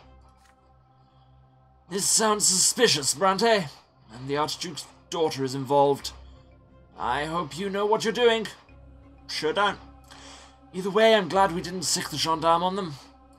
I hope the secret chancellery and Sir Alfaro never learn of these reports. I doubt the advisor would be as tolerant of their youthful amusements. You assure the prefect that Lady Octavia's Historical Society will have all the permits they need to operate without arousing suspicion. Wrong westward. And so, the Anizot Historical Society for the Study of Ancient Peoples is founded. The City Hall wastes no time approving the necessary paperwork. Every official there knows that Judge Brante is a respectable gentleman with friends in high places. And your busy patrons pay no heed to the follies of young nobles. Octavia sends you her reward in the form of a letter. When you open the envelope to read it, a gilded key clinks to the floor. Emilio, I am impressed by your abilities. You know how to use your connections and bring me joy. That's one way of phrasing it. It pleases me to know that I was right about you. A chest matching this key will be delivered to your estate tonight. Farewell, Emilio. It will be some time before we meet again. I have much to do on my own. Seriously, really not getting a whole relationship of equals vibe here. You cannot help but think of Octavia and those who followed her. They've dared to reject their nature, lot, and birth in an attempt to become something else entirely. Do they have what it takes to cast off the shackles of their existence? Or are they nothing but madmen who yearn for the impossible? As for Octavia and her circle of Latterie, you hear nothing of them for a long time. The oppressor will never see a subhuman as equal, I know, but the game was very insistent. After that night, the Archduke's daughter seems to vanish from the social circles of Anizot. She has never been one to tell you about her plans. Your encounters with her have ended as abruptly as they'd begun. Yeah, relationship of equals. I wanted to do the ritual. But hey, we're affluent now. Yay, that, I guess. And I'm received in elite circles. I'm not going to make the joke.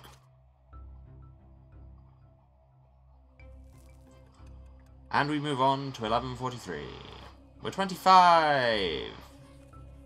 A good year for more bad decisions. I was going to close the game, but while they're doing splash pages, you can't get to the menu, so let's see if we can speedrun this. Rumours are running wild in Anizot. People say that a mysterious clandestine society called the Last Straw holds the entirety of the city's seedy underbelly in its clutches, with men and safe houses all over Anizot, plotting and scheming against the nobles and the rulers of the province. Their leader is a woman, a ruthless criminal by the name of Sophia. Yeah, couldn't be the same one. What would be the odds? She's evaded all attempts at capture.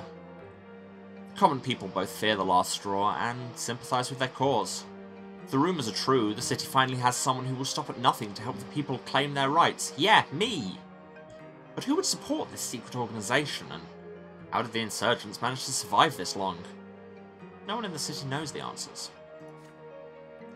Magistrate El Vermin must assuage the people's fears once again.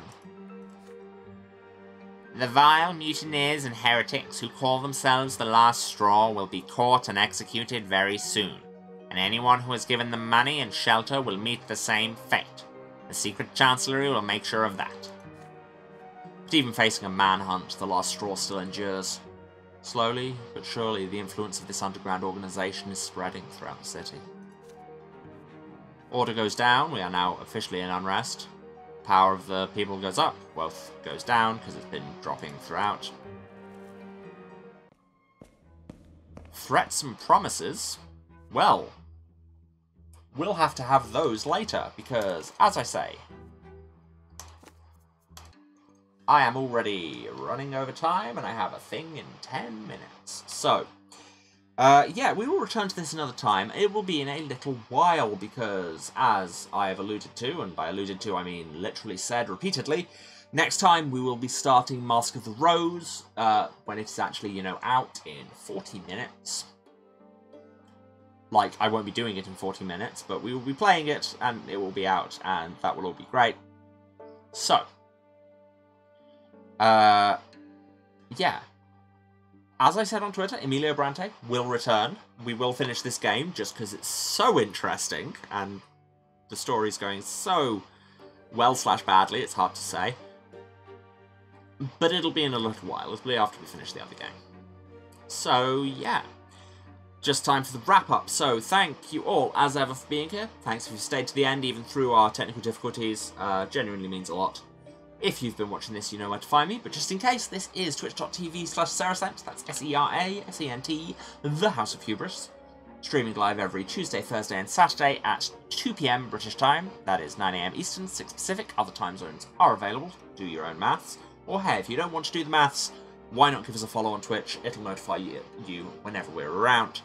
If you do miss anything, VODs are on Twitch for 8 weeks after the fact. For everything else, you can go to the YouTube. Link is down there. Says, I think, video archive. One day I might check.